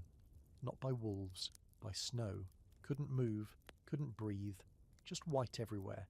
Cold teeth, no end. You stare at the fire. He tosses the mushrooms back into the antler and ties it shut again. They pass, he says. All dreams do. And just like that, the quiet returns. Out here, Frank doesn't need much. A few beans, a dry place to sleep, something to track. But the one thing he never runs out of, no matter how cold or hungry or tired, is discipline. The kind of self-control that borders on religion. You fall asleep to the sound of wolves howling far off, echoing through the bowl of the valley. Frank doesn't sleep at all. The sky's ripping itself open. You hear it before you see it, low and deep, like the air itself is groaning under the weight of something ancient. Above you, streaks of green and purple swirl across the sky, twisting like they're alive, pulsing to a rhythm you can't hear but somehow feel. It's not your first aurora, but it's the one that hits you hardest. The colours don't just shimmer, they throb, moving like smoke caught in a dream, reaching down toward the earth with slow, stretching fingers. Frank doesn't say a word. He just stands there on the ridge, face upturned, eyes locked on the sky like he's waiting for something. Confirmation, maybe. Or a message. You've seen him look at a dozen things with reverence. Wolf tracks, old bone caches, meltwater streams. But nothing like this. He looks small beneath it, which is something you didn't think was possible. They don't always come like this, he says after a while. When they do, it means something's listening. You don't ask what he means. The air is too thick with unspoken rules. Even the wolves are quiet tonight. The two of you set camp near a copse of black spruce, using a hollow between boulders to shield from the wind. But the sky, that sky, still glows through the branches, too alive to ignore.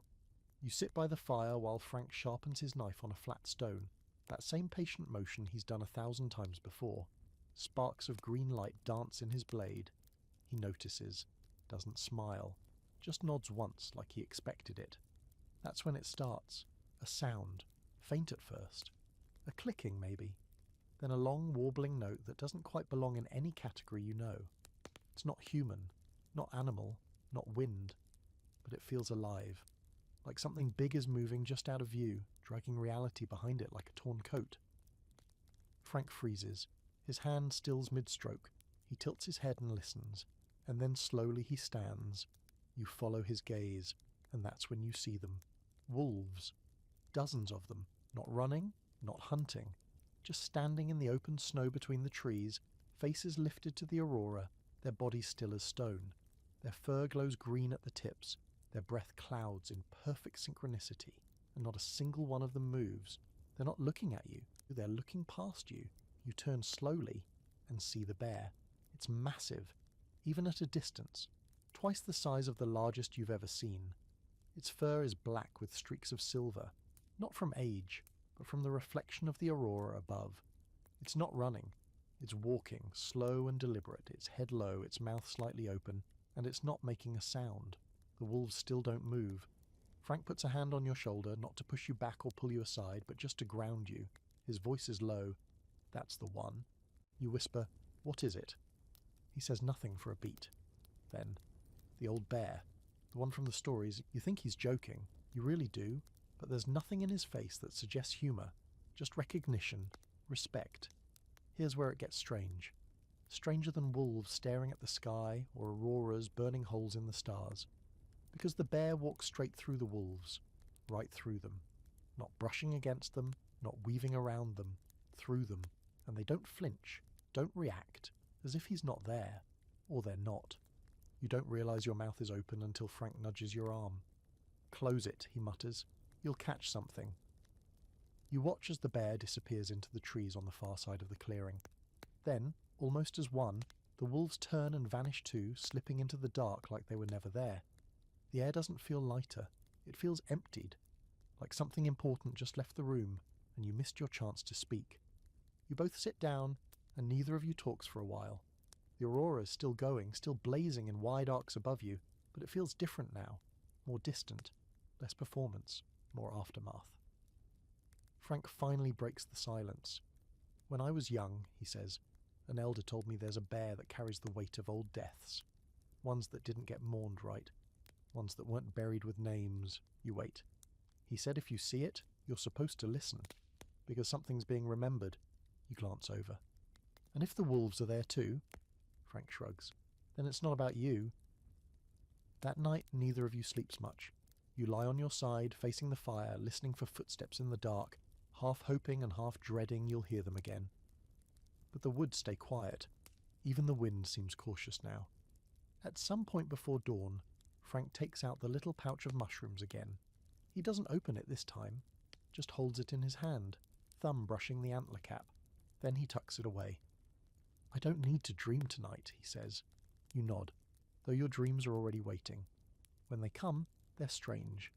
You see snow falling upward, a wolf with 3 legs watching from a ridge, a bear lying in a field of bones, its chest rising and falling like a bellows. You wake with tears on your face and no memory of why. Here's your scholarly debate for the night. No one can agree on what the aurora actually sounds like. Some say it makes no noise. Others, often indigenous observers and lifelong hunters, insist it whispers, crackles, clicks, that it speaks. And maybe science will eventually catch up. Or maybe not, everything is meant to be caught. Frank doesn't try to explain any of it the next day. He just boils water, eats in silence, and moves on. But when you pack up camp, you notice he leaves a single bone from last night's rabbit kill on a flat stone facing east. It's been cleaned, polished, arranged with care. A marker, a tribute, or maybe just a way of saying, "I saw, I remember." And as you hike down from the ridge, the last of the aurora still flickering behind you like a story closing its final page, you start to understand something. Frank Glaser isn't just surviving the wilderness, he's participating in its memory. You find the letter 3 days later, tucked inside a rusted tin can nailed to the underside of an old trapper's lean-to. It's not sealed. No envelope, no address. Just folded once, worn thin at the creases, and wrapped in a scrap of oilskin.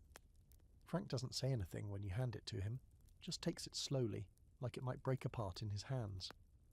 He sits down on a half-rotted log and unfolds it, his eyes scanning the page, not quickly but carefully, line by line, like he's reading something he wrote in another life. He doesn't ask how you found it, doesn't question why you were poking around under a beam held together by frozen moss and spider webs. He just stares at the letter for a long time before finally saying, "I wrote this the winter after Etta died." You sit beside him in the silence that follows, not pushing, just listening. I was out near the Porcupine River, hadn't seen another human in 6 weeks, 8, lost track. I had food, shelter, a new pair of snowshoes, but I was going numb in ways the cold couldn't explain. He runs his fingers along the page. The ink has bled in places, but the words are still legible, sharp and sad. You catch glimpses. If you could see this sky tonight, you'd forgive me for staying gone. The wolves came close again, close enough to count their breath. I keep talking like you're going to answer. Frank folds the paper and sets it beside him, staring out into the trees. The woods are thick here, the trunks tall and tight, the undergrowth quiet and wet from spring thaw. A raven croaks from somewhere above, but otherwise the only sound is the occasional creak of sap rising in the trees. That winter was the hardest, he says, not because of the cold, or the animals, but because I was full of words with nowhere to send them. He picks up the letter again. I planned to burn it. Didn't. Just shoved it in a can and left it for the snow to forget. You don't say anything. You don't have to, he continues. After Etta, I didn't talk to anyone for 3 months. Literally. Didn't use my voice. Forgot the rhythm of it. One night I spoke out loud just to see if it still worked, and the sound scared me so bad I dropped my mug. He looks at you finally. Grief's weird like that. It's not loud. It's quiet. It's in the choices you don't realize you're making. And here's your historical fact for the night.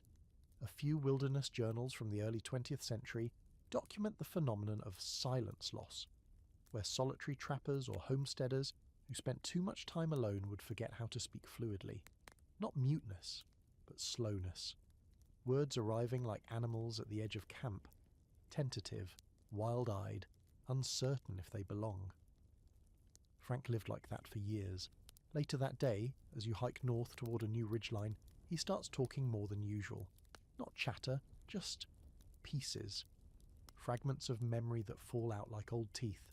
Stories you wouldn't have believed a week ago. There was a trapper I knew, Leon, big guy. Used to say wolves were spirits trapped in fur. Said they only let us see them when they wanted us to learn something. You raise an eyebrow. Like what? Patience, territory, mercy. He stops walking, points to a ridge above you. That's where I almost died. Tried to cross a cornice too late in the season. Snow collapsed, buried me up to the waist. Took me 6 hours to dig out with a can lid. Never climbed without testing again. Another pause, another thought. I had a dog once, before all this. A mutt. Half coyote maybe. Named her Lark. Smart. Mean. Wouldn't let anyone but me near her. She disappeared during a storm. I still leave food sometimes, just in case. That night you camp in the shadow of a granite outcrop shaped like a broken tooth. Frank doesn't build a fire, says the wolves are near, says they don't like smoke this time of year. You ask, you ever get tired of this? He takes a long time to answer. Not of the wild, he says, but of the parts I can't fix. Sure. You ask what he means, he thinks. Like the time I found a den full of pups. The alpha had been shot, rest of the pack scattered. Pups were starving, yelping so loud it echoed off the hills. I sat outside that den for 3 hours, rifle in my lap, thinking maybe I'd take them in, feed them, raise them. You wait. In the end I walked away. Why? Because I didn't want them to learn from me. The fireless night is long, and the cold seeps in like guilt. You lie in your bedroll, unable to sleep, thinking about that letter, those pups, Lark the coyote dog, and all the versions of Frank that once existed but don't anymore. And here's your fringe fact. Some animals, particularly crows and wolves, are believed by certain indigenous cultures to carry the souls of the dead. That when they circle above you, or watch from the trees, it's not curiosity, it's memory. Frank doesn't believe in superstition, but he believes in signs. He keeps the letter, folds it into a smaller square and tucks it into his coat. Not to send, just to carry. As you drift off, you think of Etta, of words never sent, of how we write to people even after they're gone, not for them, but for ourselves. And in the morning, there's a set of small, neat tracks around your campsite. Fox? Maybe. Or something else come to collect the stories we leave behind. Frank's showing you scars again. Not the show-off kind. There's no bravado in it. No heroic tale of a barroom brawl or a flashy knife fight under the northern lights. No, these are quiet wounds. The kind that only come from long silence, from accidents far from help, from a life spent gambling with nature and knowing she rarely pays out twice. You're sitting beside a stream that's more mud than water this time of year, and Frank has rolled up his pant leg to reveal a deep, crooked line along his shin. "Beaver trap," he says, tapping it with one weather-stained finger. "Set it wrong." Snapped shut before I could get my hand out of the way. Took a chunk of meat with it. You wince. The scar is a thick ridge of old pain. He shrugs. Made a poultice from spruce sap and black moss. Didn't get infected somehow. Lucky, I guess. You get the sense that lucky doesn't mean what it means to most people. He rolls up his sleeve next, exposing a gnarled knot of skin just below his bicep. "Bear bite," he says casually, as if discussing the weather. "Young male. Got too close to a kill. He warned me. I didn't listen." "Did you shoot him?" Frank shakes his head. "Didn't have time." He charged, swiped once, then ran off like he realized he overstepped. You ask what he did after. "Poured alcohol on it." Wrapped it tight. "Had a fever for 2 days. Woke up sweating through a deer hide and mumbling about my aunt's garden in Milwaukee. Haven't been back there since I was 7. He chuckles, then winces. His laugh is rusty, like an old hinge swinging for the first time in years. You press him for more, and slowly the list unspools. Cracked ribs from a fall off a snow-covered ledge. Frostbite so bad he had to remove 2 toenails with a hunting knife and a heated spoon. A wolf bite that got infected and turned his leg the colour of spoiled milk for a week. Here's your medical sidebar. Frank Glaser once treated a compound fracture in his own hand using a splintered tree branch, boiled fishing line, and strips of moose hide. No hospital, no doctor, just sheer grit, a bottle of vodka, and what he called calculated guesswork. He kept the splint for 3 months, then whittled it into a pipe. But some injuries don't leave visible marks. You learn about those when he starts talking about his teeth. He pulls out a small cloth bundle and unrolls it to reveal a collection of teeth. Not his current ones. These are old, blackened, broken, chipped. He pokes at one with a finger. This one cracked on frozen bread. Middle of January. Didn't notice until it split all the way up the root. Hurt so bad I couldn't sleep, couldn't eat. You ask what he did. Used a hook knife, got it out, took most of the gum with it. He says it the way someone else might say, went to the store for milk. You try not to look horrified. You fail, but Frank just nods. You get good at hurting yourself the right way out here. There's an academic term for what you're witnessing. Extreme self-sufficiency pathology. In wilderness medicine, it refers to people who are so used to handling trauma alone that they often delay or refuse help even when it's available. It's seen in long-haul solo hikers, polar explorers, deep-sea divers, and yes, men like Frank. It's not pride. It's not bravery. It's survival, rewritten as religion. He tells you about a time he ran out of clean cloth and had to cauterize a wound with the barrel of a heated rifle. Smelled like bear fat, he says, grinning. Not my best moment. You wonder how many of these wounds he's carried without ever speaking them aloud. How many nights he sat beside a fire, blood seeping through layers of wool, teeth clenched against a scream that would only echo back at him. And it's not just the injuries themselves, it's the improvisations, the ingenuity, the weirdness, like the time he used birch bark as a tourniquet, or carved a makeshift crutch from a snapped sled runner, or your personal favourite, the time he used fish skin as bandages because they were sterile, stretchy, and had the added bonus of smelling so bad even the bears stayed away. Frank's body is a history book, every scar a footnote, every limp a chapter title, but there's one wound he doesn't show you. You don't see it until later that night. He's shirtless beside the fire, hanging his damp clothes to dry, when you catch sight of something along his left side, just under the ribs. A brand, crude, half-healed, burned into his flesh like someone meant it to last forever.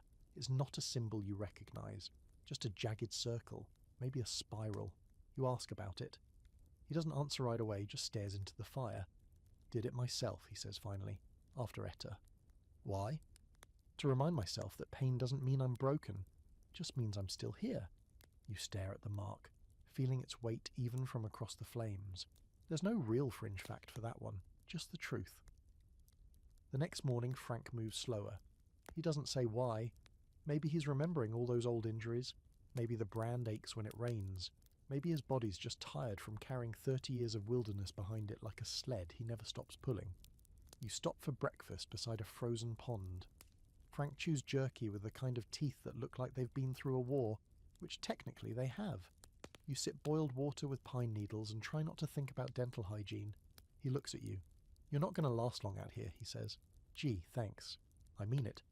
You'll either learn fast or freeze trying. You ask him how he learned. I bled a lot.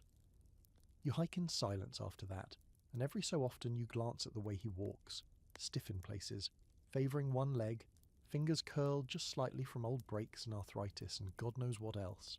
And yet, he moves forward.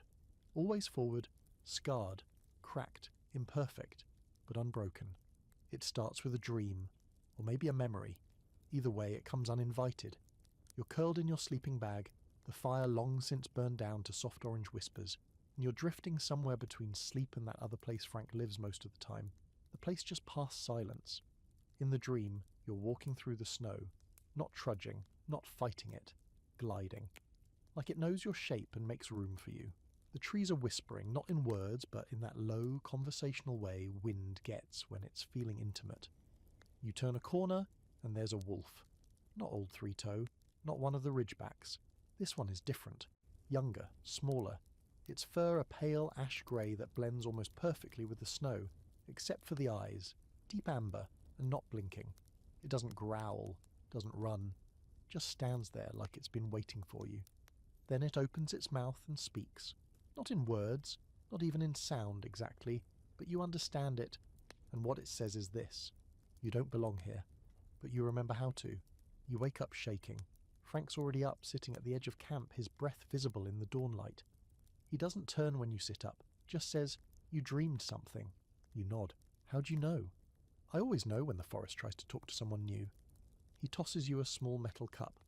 Bitter pine tea, wakes you up and stains your tongue. You see a wolf? He asks. You nod. He doesn't say anything for a long time, then finally, good. Means it didn't turn its back. The next few days pass differently. The air feels heavier, like the atmosphere is soaked in memory. You keep seeing things that don't quite make sense. Shapes in the mist. Paths through the snow that vanish the moment you look away. Frank calls it border time, those brief days between seasons when everything blurs. Not just the weather, but time itself. Life and death. Sanity and whatever's left when that's gone. Wolves get weird this time of year, he mutters one morning. Dreamier, more careful, like they're waiting for something to end before they start again. You ask what he's waiting for. Understanding, he says, or forgetting. Depends on the year. He's not joking, not exactly. Later that evening he starts talking about dreams again, his own this time. You're walking along a half-frozen stream and he says, I keep seeing them in the trees, the ones that are gone. Gone? Wolves I've killed, ones that died without names. They don't chase me, don't bite, just watch, like they're waiting to see what I'll do next. You ask how often they come. Only when I get too close to thinking I know what I'm doing. You stop walking. And what do they do then? They remind me. And here's your historical footnote for the night. In many native Alaskan traditions, wolves are not simply animals. They're messengers, threshold keepers, dream guides. Killing one without ceremony or wasting the body was said to invite misfortune. Wolves weren't just predators. They were people. Other tribes, living side by side with humans but unseen. And sometimes, if a person stayed too long alone in the wild, they might forget which side of that line they were born on. Frank doesn't confirm that belief, but he doesn't argue it either. That night you camp beside a frozen lake that's more silence than water. The wind skims the surface in long, low sighs, and Frank sits with his back to a dead tree, staring into nothing. He's got that look again, the one that says he's hearing things you can't. Finally, he says, I used to think I was becoming a wolf. You glance up. I mean, not literally, he adds, but something close. The way I moved, the way I slept, ate. I stopped thinking like a man, started reacting like them. He picks up a stick, starts drawing shapes in the snow, circles, spirals, dots. I'd dream in their voice, not words, intentions. I'd wake up with answers to questions I didn't know I was asking. You shift closer to the fire, and then one night I realised I wasn't turning into anything. He looks up at you. I was remembering. That shakes something loose in your spine.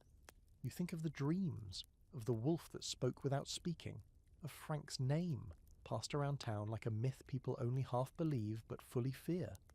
You ask him if he thinks people can come back different after being out here too long. He doesn't answer. Instead he says, I once stayed out for 63 days. Didn't see another soul. When I came back to Fairbanks, I forgot how to open a door. Just stood there staring at the knob, waiting for it to ask me in. You chuckle. Frank doesn't. You laugh, he says, but the wild rewires you. Quiet becomes a language. Hunger becomes a decision. Time stops being a clock and starts being weather. And when you come back to people, you speak wrong, move wrong, look them in the eye too long or not enough. You're a little off. You let that hang there. Then you ask, so what brings you back? He stares into the fire, eyes reflecting the flame like old glass. I'm not sure I do. That night your dreams are louder. Not violent, not frightening, just crowded. Faces you don't recognize. Trees that speak in rustling syllables. A moon that keeps blinking like it's trying to wake up. And in the distance, the howl again. Not one voice, but a chorus. And here's the strange thing. It doesn't echo. It just is. Like it's not being heard. Like it's being remembered. When you wake up, Frank's already packing. No fire this morning, no tea, just motion. You ask where you're going. He doesn't answer for a long time, and then finally back to the beginning. You follow, because by now you're starting to understand. The wolves aren't chasing him, they're calling him home. By the time you hear the buzz of the plane, it already feels like an intrusion. Too loud, too fast, too human. You and Frank are standing on the edge of a clearing where the trees give way to a rough strip of tundra flattened just enough to pass for a landing zone. The sound cuts through the stillness like a blade. Frank squints up at the sky but doesn't raise his hand to shield his eyes. Just watches, motionless, as the tiny bush plane banks low over the pines and circles once before, touching down in a controlled skid. The pilot hops out like he's done it 1,000 times, and he probably has. He's young, clean-shaven, and way too chatty. He walks with the swagger of someone who's never had to cauterize his own wound in a snowstorm or chew on frozen bark to keep from passing out. Frank Glaser? He asks, like he's not entirely sure the man in front of him is still a man, and not just a very focused wolf in a parka. Frank nods once, doesn't offer his hand. I was told you needed supplies, the pilot says, holding up a sealed canvas sack. Canned meat, some ammo, coffee, matches, and a couple of letters from town. Frank still doesn't move. He waits. The pilot, a little unsettled now, sets the bag gently on the ground and takes a step back. You, expecting company?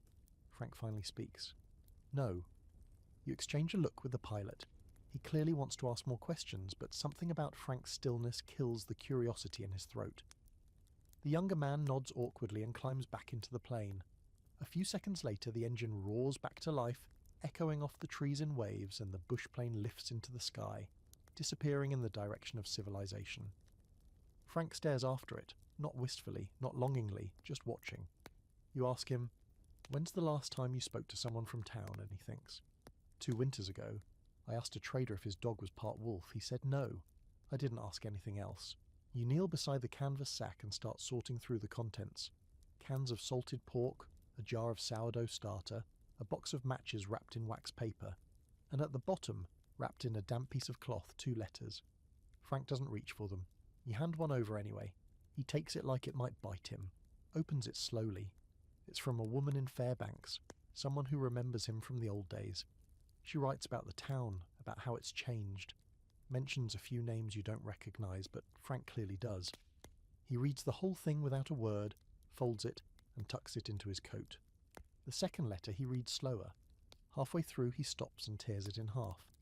Too many questions, he mutters. You ask what it said. Someone wants to interview me. Said I'm the last of something. Are you? He thinks. No, just the one they remember. That evening you set camp beside a creek still frozen on top but flowing quietly beneath. You boil water for tea while Frank sits sharpening his knife on a stone that's been worn into a groove over the years. He's quieter than usual, not distant, just turned inward. I don't like the way they look at me, he says suddenly. You glance up. Who? People in town, reporters, even the ones who pretend they're just curious. They look like they want to solve me. You get it. He's not a puzzle. He's not a myth. He's just a man who stayed out in the cold long enough for the world to forget what warm looked like. There was a time, he says, when I thought I'd go back. Build a house. Maybe teach someone what I know. You wait. But every time I got close to leaving, something would happen. A howl. A kill site. Fresh tracks where no wolf should have been. He pokes at the fire with a stick. It was like they were saying, not yet. And here's your strange but true historical detail.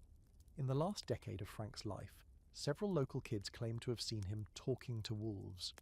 Not metaphorically, literally. They said he stood in clearings, unmoving, while wolves gathered at a distance and watched. One kid swore he saw a wolf approach Frank, sniff his hand and walk away without a sound. Townspeople dismissed it as myth-making, but the stories stuck. Frank never confirmed them, but he never denied them either. Later that night you sit beside him, listening to the fire pop and the wind push through the trees like an old broom sweeping the forest clean. He pulls something from his coat. A necklace. Worn leather, tied at both ends. At the centre a tooth. Old, chipped, smoothed with time. You ask where it came from. He rolls it between his fingers. Alpha male. Lone wolf. Found him dead at the base of a cliff. Not a mark on him. Just gone. No signs of struggle. No blood. Just laid down and died. He doesn't say anything for a while. Felt like he wanted me to find him. You're not sure how to respond to that, so you don't. But you do remember it, because later, when you're drifting off to sleep, you hear something outside the ring of firelight. Not movement, not breathing. Watching. You sit up just enough to look toward the tree line, and there they are. Wolves, 3, maybe 4, standing just beyond the reach of the light. Not threatening. Not afraid, just present. Frank's already awake, of course. Sitting upright, rifle across his lap but not aimed. Just there. They follow me sometimes, he says. Why? Maybe they think I'm still useful. You ask, are you? Frank doesn't blink. Sometimes. The wolves don't stay long, just long enough to make their point. Then they vanish. In the morning, Frank's already packed. You follow him without asking where you're going, because by now you understand. The path doesn't lead to a place. It leads to someone. The last human voice those wolves will hear today belongs to Frank Glaser, and for now, that's enough. There's no map for where you're going now, no compass bearing, no trail scratched into birch bark or scribbled on a weathered field notebook. Frank isn't following signs anymore. He's following memory. You can tell by the way he walks. Head down, brows drawn, steps deliberate but not rushed. This isn't tracking in the traditional sense. It's something deeper, more instinctual. The same way wolves return to old dens they've long abandoned. The way salmon find the river where they were born. You pass through a series of ridges that all look the same. Low and jagged, dusted in moss and the last stubborn bits of spring snow. The wind is back too, stronger now, no longer content to whisper. It's pushing, insistent, biting through your coat like it remembers you. And yet, Frank presses on. Around midday he stops. You almost walk past him before realizing he's frozen in place. One boot still mid-air, eyes locked on something just ahead. It's a bear. Not the old one from the Aurora night. This one's smaller, leaner, probably just out of hibernation and looking for anything edible. Frank slowly lowers his foot, then raises one hand without turning. You stop dead. The bear hasn't seen you yet. It's digging around a half-rotted stump, pulling out beetle grubs, snuffling through pine duff. Frank doesn't reach for his rifle. He just watches. You count 10 slow breaths before the bear pauses, lifts its head and sniffs the air. It looks right at you. Frank's voice, low and even, slices through the silence. Don't move. You feel the bear's eyes on you. Not hostile, not panicked. Just measuring. Then, without a sound, it turns and ambles off into the trees. You finally breathe. Frank keeps staring at the spot where it vanished. That was strange, he mutters. Wind was wrong. Should have caught our scent sooner. You ask if it's another sign. Maybe. Or maybe he just wasn't interested. You hike in silence the rest of the day. Toward evening you break into a clearing and you feel it before you see it. A hush. Not just quiet, but that kind of layered stillness that presses down on everything. Birds don't sing, insects don't chirp. The forest here feels like it's holding its breath. In the centre of the clearing, half swallowed by the earth and time, is a structure, or what's left of one. Logs collapsed inward, moss crawling up the walls, a rusted stovepipe bent sideways like a broken finger, the skeleton of a cabin. Frank doesn't say anything, just walks forward, brushing past the grass like he's afraid to disturb it. "This was mine," he says softly. "You don't need to ask. You already know." You step over the threshold, just a few split boards, and feel the weight of years settle over you like dust. Inside, there's the faint outline of a bed platform, the sagging remains of shelves, a few shards of pottery scattered in the dirt. On one wall, someone had scratched a tally, long faded, too many to count. Frank kneels near the stove and brushes away a patch of moss. Beneath it, a tin can, sealed, dented, familiar. He pries it open and pulls out a bundle of oiled cloth. Inside, a photo, black and white, weather-worn, a woman sitting on a log, holding a mug, smiling just off camera. Etta, you don't speak. "I built this place when we still thought we had time," Frank says. "We trapped from here, cooked, read by lantern light. The wolves came close. She loved that." He places the photo back in the can, then sets it gently on the stove. You ask why he left it. "Didn't have the heart to bring it with me, but I wanted her to stay warm. Here's your fringe fact tonight. Before she died, Etta had been collecting stories of frontier women, wives of trappers, female bush pilots, Athabascan herbalists. She believed in preserving the parts of Alaska that weren't just about hunting or gold. The quiet histories, the lost voices. Most of her notes never made it to print, but some still survive, in a university archive, under her name, Frank Glaser. Frank sits down on the edge of the collapsed hearth and runs his hand over the stone, as if he's trying to feel heat that left decades ago. "You want to know something funny?" he says. "The wolves never came this close when she was alive. Just watched from the trees. But the night after she passed, they gathered around the clearing. 8 of them. Sat right there." He points to a patch of flattened grass. "Didn't howl. Didn't move. Just sat with me." You ask how long they stayed. "Until morning." The wind picks up again, brushing through the trees, and for a moment you feel like you're standing in 2 times at once, the present and some long-forgotten evening when the fire was still lit and someone was laughing beside a bubbling stew pot, and a man who didn't yet have too many scars believed he could build a life out of logs and silence. You help him make camp near the ruin. That night the wolves come again. You hear them around midnight. No howling, no growling. Just footsteps in the grass, soft and even. You look out past the edge of the firelight and see their eyes. Low, golden, flickering. At least 5, maybe more. Frank doesn't grab the rifle, he doesn't speak. He just opens his palm, places it on the earth beside him, and waits. And one of the wolves steps forward, not close enough to touch, not close enough to threaten, just close enough to see. It stares at Frank for a long moment, ears forward, breath slow. Then it turns and disappears into the trees. The others follow. No sound, no trace, gone like ghosts. You look at Frank. He's still sitting there, eyes half closed.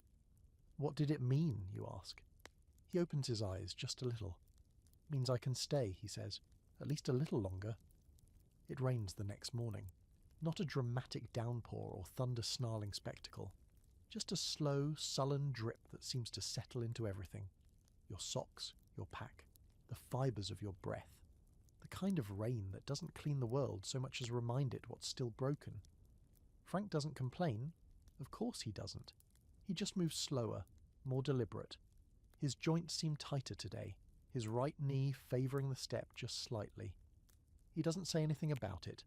You've learned by now that if something's wrong, Frank doesn't tell you. He lets the weather speak for him. You're still near the cabin, though Frank doesn't call it that anymore. He just calls it here, as in, we'll stay here another day. Or, the wolves were close last night, but they didn't cross here. There's a ritual to how he tends the ruins. Each morning he brushes a light layer of leaves and needles from the old hearthstones, as if someone might still need to use them. He clears the space inside the sagging frame, even though it's just rotted boards and mouse trails. Today he places a bundle of wild flowers, small, stubborn, purple things, next to the stove where the photo tin still rests. You don't ask who the flowers are for, you already know. After tea, barely warm, with a soggy pine needle floating in it like a dead swimmer, Frank finally speaks. You want to see where it happened? You nod. He shoulders his pack with a quiet grunt, checks the rifle, and starts uphill, past the edge of the clearing and into a grove of trees that feel oddly tighter than the ones you've come through before. There's something about the way the branches weave overhead, like fingers gripping the sky. The rain keeps ticking down on your hood like a metronome set just a little too slow. After a half hour of steady climbing, Frank stops. He points to a spot beneath a crooked spruce half buried in moss and old snowmelt. That's where she fell. You step closer. It's just dirt, just trees. But something about the air here feels heavy, sad but not angry. Frank kneels beside the base of the tree and pulls out a small tin marker, rusted, barely legible. Did this myself. Couldn't get her to town in time. The river was too high, horses too spooked. I sat with her here for 12 hours, talked to her the whole time. You kneel beside him. I thought about digging her up once, he says, bringing her bones to a real cemetery, somewhere warm. But then I realized. He gestures to the trees. This is the cemetery. You stay there a while, the two of you in silence. And here's your historical moment of the night. Makeshift graves in the Alaskan bush are more common than you'd think. There are official reports of trappers, homesteaders, even pilots buried beneath cairns of stone or tucked into hollow trees, places marked only by rusted tin, carved initials or memory. Some are never found again, some don't want to be. Frank finally stands, slower than usual. She used to hum when she cooked. Off-key, soft little nonsense melodies.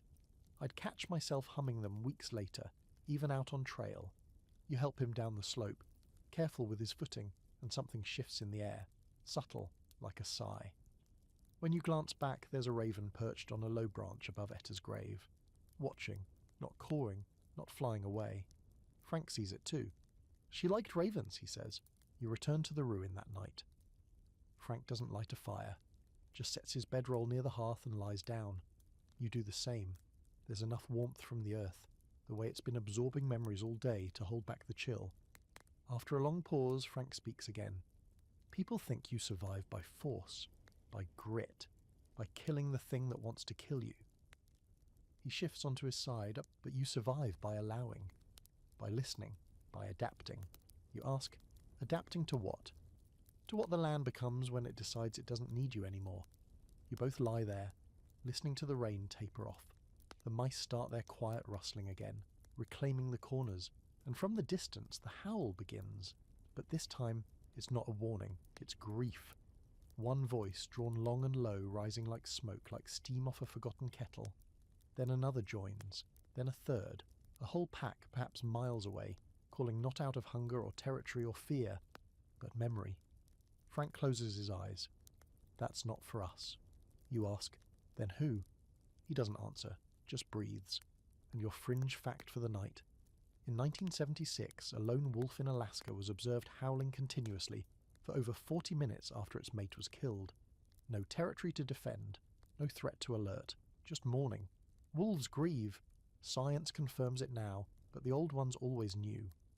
You fall asleep to that sound, low, layered, rising and falling like the tide, and in your dream, you're standing once again beside the cabin, but it's whole now.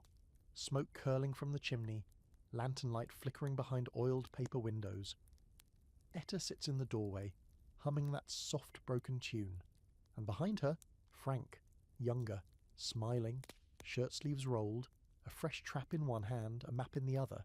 He nods at you, then turns back to the forest. You wake up with tears on your cheeks and the scent of spruce smoke still lingering in your nose. Frank is already up, already packed. You don't ask where you're going, you just follow. You can feel it before you see it. The shift in weather, the heaviness of the sky, that strange magnetic tension in the air that says something's coming. Frank's body knows it too. His movements are slower today, not from hesitation but from conservation. He's rationing his steps like matches, each one purposeful, careful. You ask him if a storm's brewing. No, he says. Something worse. That's all you get. You break camp quietly. The ruins are behind you now, swallowed again by the moss and the stillness, and the strange way the trees seem to close ranks when no one's looking. The forest has taken Etta back fully now, and Frank, Well, he's not looking behind him anymore. You head north. Not for any reason you can discern. No trail, no destination, no goal scrawled on a map. Just movement. Frank walks like the landscape is unfolding just ahead of him, created only as he steps into it. By midday, you've entered a place that feels older than the rest. The trees are taller, thicker, packed in too close together. You can't see more than 30 feet in any direction. Everything's damp, the moss soaked from rain, and something else. Something more like memory than water. That's when you start seeing the signs. Scat, tracks, claw marks on trees, they're back. Wolves. Frank notices it too. He doesn't say anything, but he adjusts the strap of his rifle and narrows his eyes. It's not fear, he doesn't do fear, but it's alertness sharpened to a blade. They're close, he mutters. Too close. You ask what he means. Wolves usually don't let you know they're around unless they want you to know. So ask yourself, why now? It's a good question, and it's not long before you get an answer. That afternoon you reach a clearing, a wide bowl of grass and stone surrounded on all sides by a ring of ancient spruce. In the centre, an old trap, steel, rusted, teeth still intact. It's been set but not triggered. Frank freezes. That's one of mine, he says. Or it was. He walks over, crouches and studies the trap. His fingers hover over it, not touching. He doesn't disarm it. He just stares. I pulled this one years ago. Swore I buried it. Looks like someone dug it up. He nods. But not a person. He stands and looks around. You do too. That's when you see them. At the far edge of the bowl, just inside the tree line, 3 wolves, standing still, watching. Not hostile, not curious. Something else. Like they're here on assignment. One of them, grey with a long white blaze down its face, steps forward just slightly. Enough to be seen. Enough to be seen seeing you. Frank exhales slowly. I think I know what this is. You glance at him. What? A reckoning. It's not dramatic when it happens. No rush, no attack, no primal fury. Just presence. The wolves don't advance, but they don't retreat either. They wait. And Frank? He sets down his rifle. Not gently, not ceremonially, just puts it down. Then he kneels beside the trap, and this time he touches it. This thing, he says, running a finger along the rusted spring, has taken more than it gave. I used to think I was just doing what had to be done. Meat for winter, fur for trade. But every snap had a cost. He doesn't look at you when he speaks. After Etta died, I trapped harder. Like if I could just control the land, it would stop hurting me. Like dominance could be a bandage. He releases the spring slowly. The trap opens with a quiet click. Then he picks it up and hurls it as far as he can into the trees. The wolves don't flinch. Frank looks up at them. I'm not asking forgiveness, he says softly, just understanding. And here's your fringe fact for the night. Some elders in the Yukon used to say that wolves remember tools, not just scent, not just fire, but shapes. That they would teach their pups to avoid certain objects, metal, rope, even the silhouette of a human hand in snow. That knowledge passed down not as instinct, but education. Maybe that's what's happening here. Maybe this is a lesson. For them, for you, for Frank. The wolves linger a moment longer. Then they vanish, one by one, into the trees. Frank doesn't move. You sit beside him, and for a long time neither of you speaks. Finally he breaks the silence. There were days I didn't know who I was anymore. Not man, not wolf, just something stuck in between. You ask him what he is now. He doesn't answer, just stands, brushing moss from his knees. You hungry? He asks. You nod.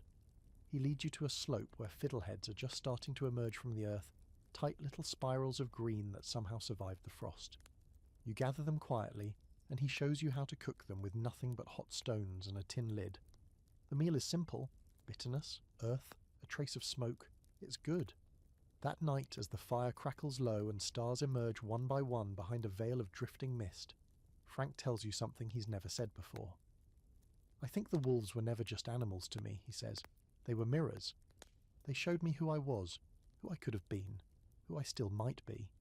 You look at him. This man, older than most trees, lined with decades of scars and silence, and you believe him. You ask, do they still show you? He looks into the fire, his eyes reflecting the flames just barely. They did today. You sleep with your head turned toward the forest, wondering if eyes are watching you from the dark, and if they are, what story they're telling about you. In the distance, a howl, not loud, not long, just enough to say, "Oh, we see you." It's hard to explain the quiet that follows.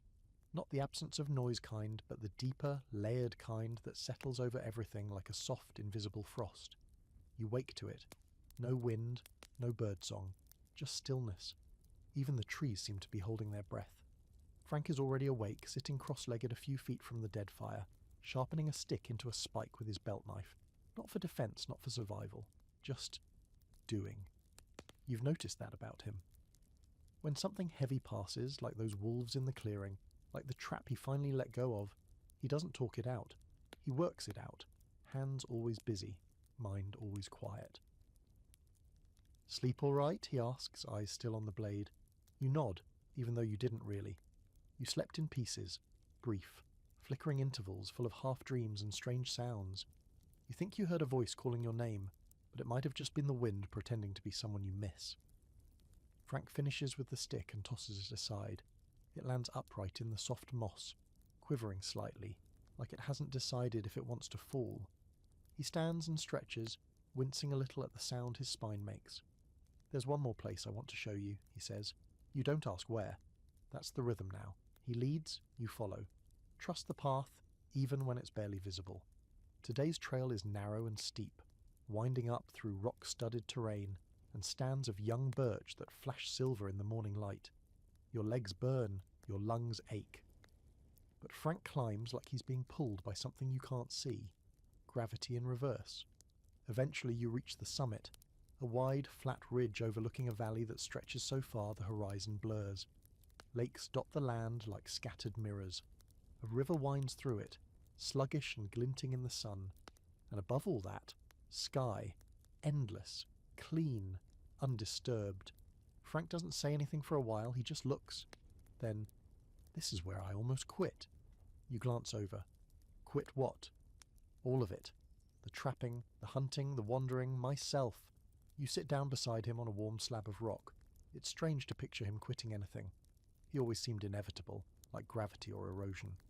But here he is, the man beneath the myth, telling you he once almost walked away. "I came up here after a bad season," he says.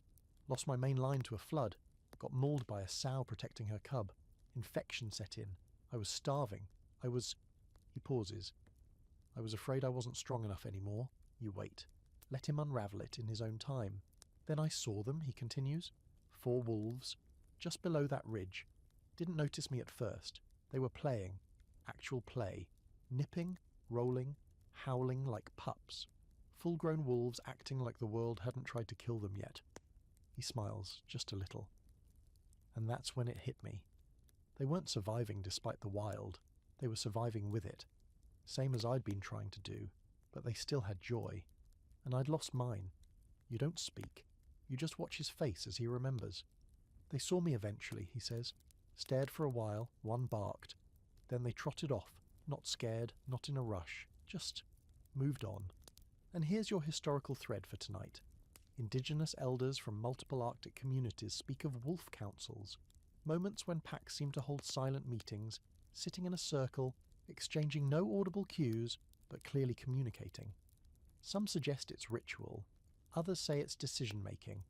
A few go further. They believe the wolves aren't just talking to each other, they're talking to the land. Frank believes that too, maybe not in so many words, but the way he describes that moment, on this very ridge, watching a council of joy before the cold set in, there's no doubt it marked him. You ask him what happened next. "I came down the mountain," he says, "and I stopped trying to be tougher than everything. Started listening more, trapping less.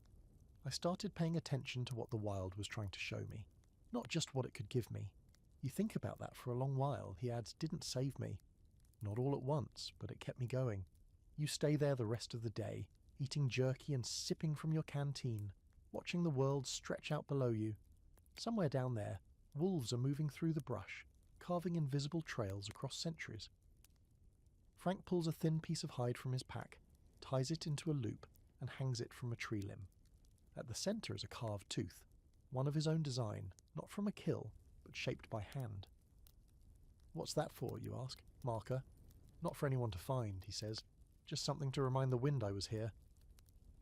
The temperature starts to drop, so you move down the slope to set camp just below the ridgeline. Frank gathers dry branches with quiet efficiency, builds the fire in less than 5 minutes, lights it in 1. As the flames catch and rise, he opens a small tin you've never seen before. Inside, folded papers, notes, drawings, some torn from books, others sketched in charcoal on old birch bark. He hands you one. It's a wolf, stylized, half human, half beast, upright, eyes knowing. Found that in a cave up near the Arctic Circle, he says. Could be 1,000 years old. Could be yesterday. Hard to tell. Why keep it? He looks into the fire. Because some part of me thinks it is me. You say nothing. Just fold the paper back up and hand it to him. And in that moment, under the darkening sky and the flicker of flames, with the whole valley breathing below you, and the air so clear it tastes like ice, you realise something that's been circling the edges of your mind for days. Frank Glaser never survived the wilderness. He joined it. Bit by bit, over decades, he shed the things that didn't belong. Fear, anger, even comfort. What's left isn't a man in the wild. It's something rarer, a man of it. And tomorrow he tells you he's going to show you the place where it all began. Not for him, for the wolves. The morning arrives pale and cold, light leaking into the valley like it's unsure it should be here at all. You pack slowly, with fingers stiff from sleep and smoke, while Frank stands at the edge of the slope staring east. He's not impatient, but there's something in his stillness that says the day matters, more than most. You've seen this before in him, just a few times, like when he found the old trap he'd sworn he'd buried, like the night the wolves gathered at the fireline, and now again, here on this high ledge above the world, he carries a certain weight behind his eyes. Today's the last stop, he says. You nod. Don't ask what he means, you already know.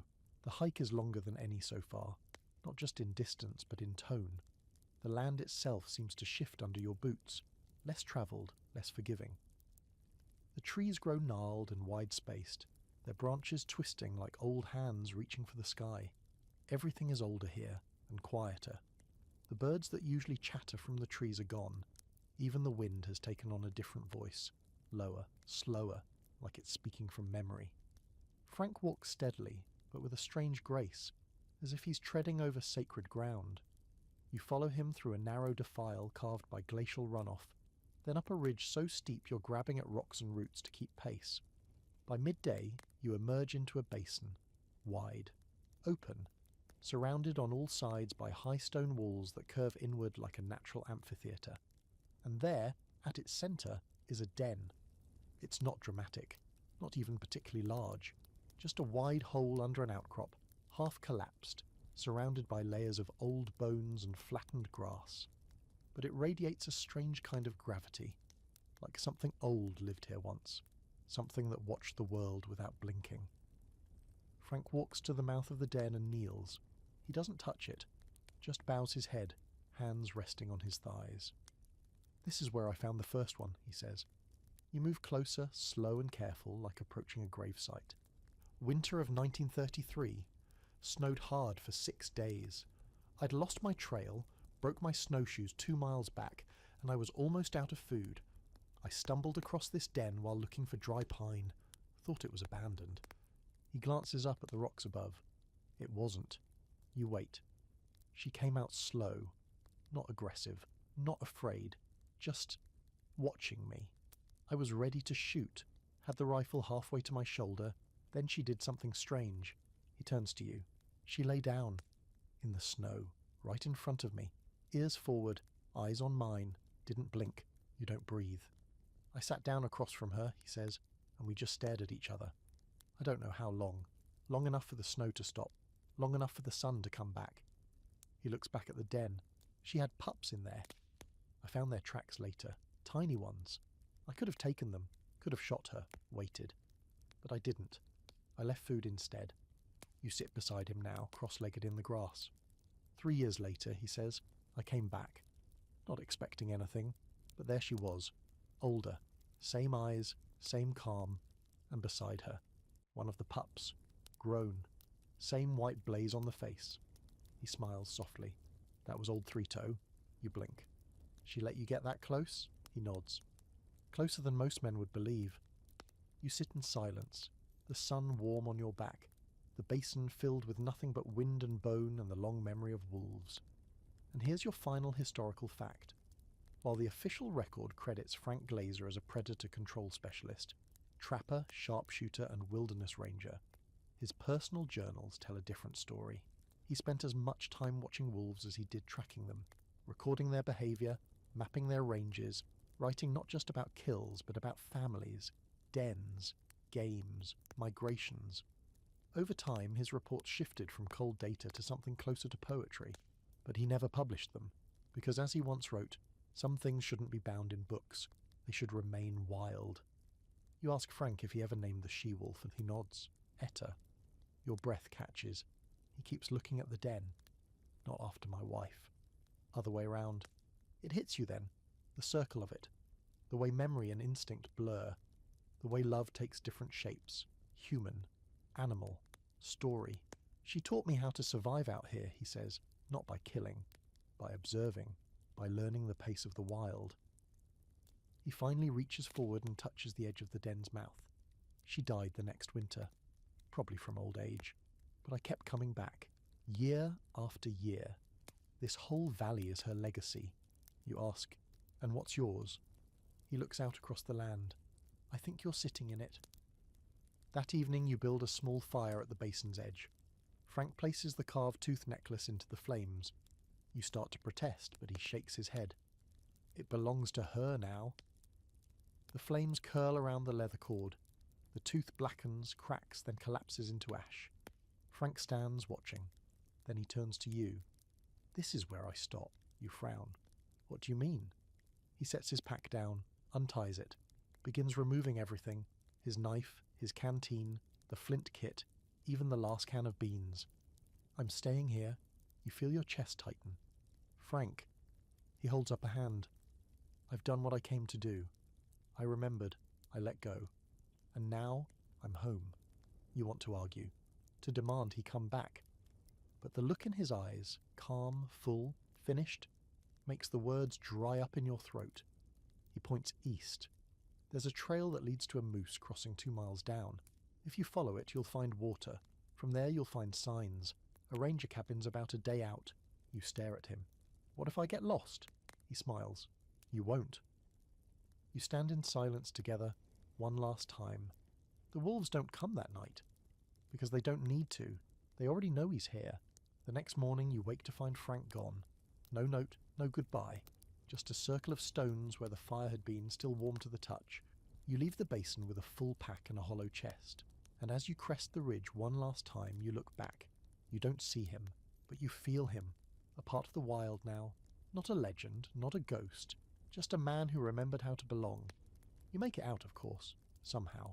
Muddy boots, worn lungs, a little thinner around the edges. You follow the game trails like Frank said, cross the moose path, find the stream. Eventually the ranger station emerges from the trees like a mirage built out of flaking paint and rusted hinges. You knock, they take you in, ask questions, offer coffee, but you don't tell the full story. Not because you don't want to, but because you can't. Not really. Not in a way they'd understand. You just say, I was with him. That's enough. Days pass, then weeks. Your body readjusts to regular noise, running water, beds with corners, people who think silence means awkwardness. But at night, when the lights are low and the fan hums just right, you close your eyes and hear it again. The wind brushing the trees, the hush before a howl. Frank's boots on frozen earth steady as time. And when you dream, it's not of towns or cities or streets with names. You dream of snow, of tracks in the moss, of wolves watching. And sometimes you see him, still walking, still listening, maybe still alive, but more likely, finally free. Hey, thanks for sticking with me tonight. I know this one got heavy, but stories like Frank Glaser's, they remind us that surviving isn't always about outlasting the world. It's about remembering your place in it. So, wherever you're listening from, Fairbanks, Phoenix, a couch in the dark at 2:37 a.m., I hope you take a little piece of this one with you. Now go ahead, close your eyes. The forest is quiet tonight, and somewhere out there a wolf remembers your name.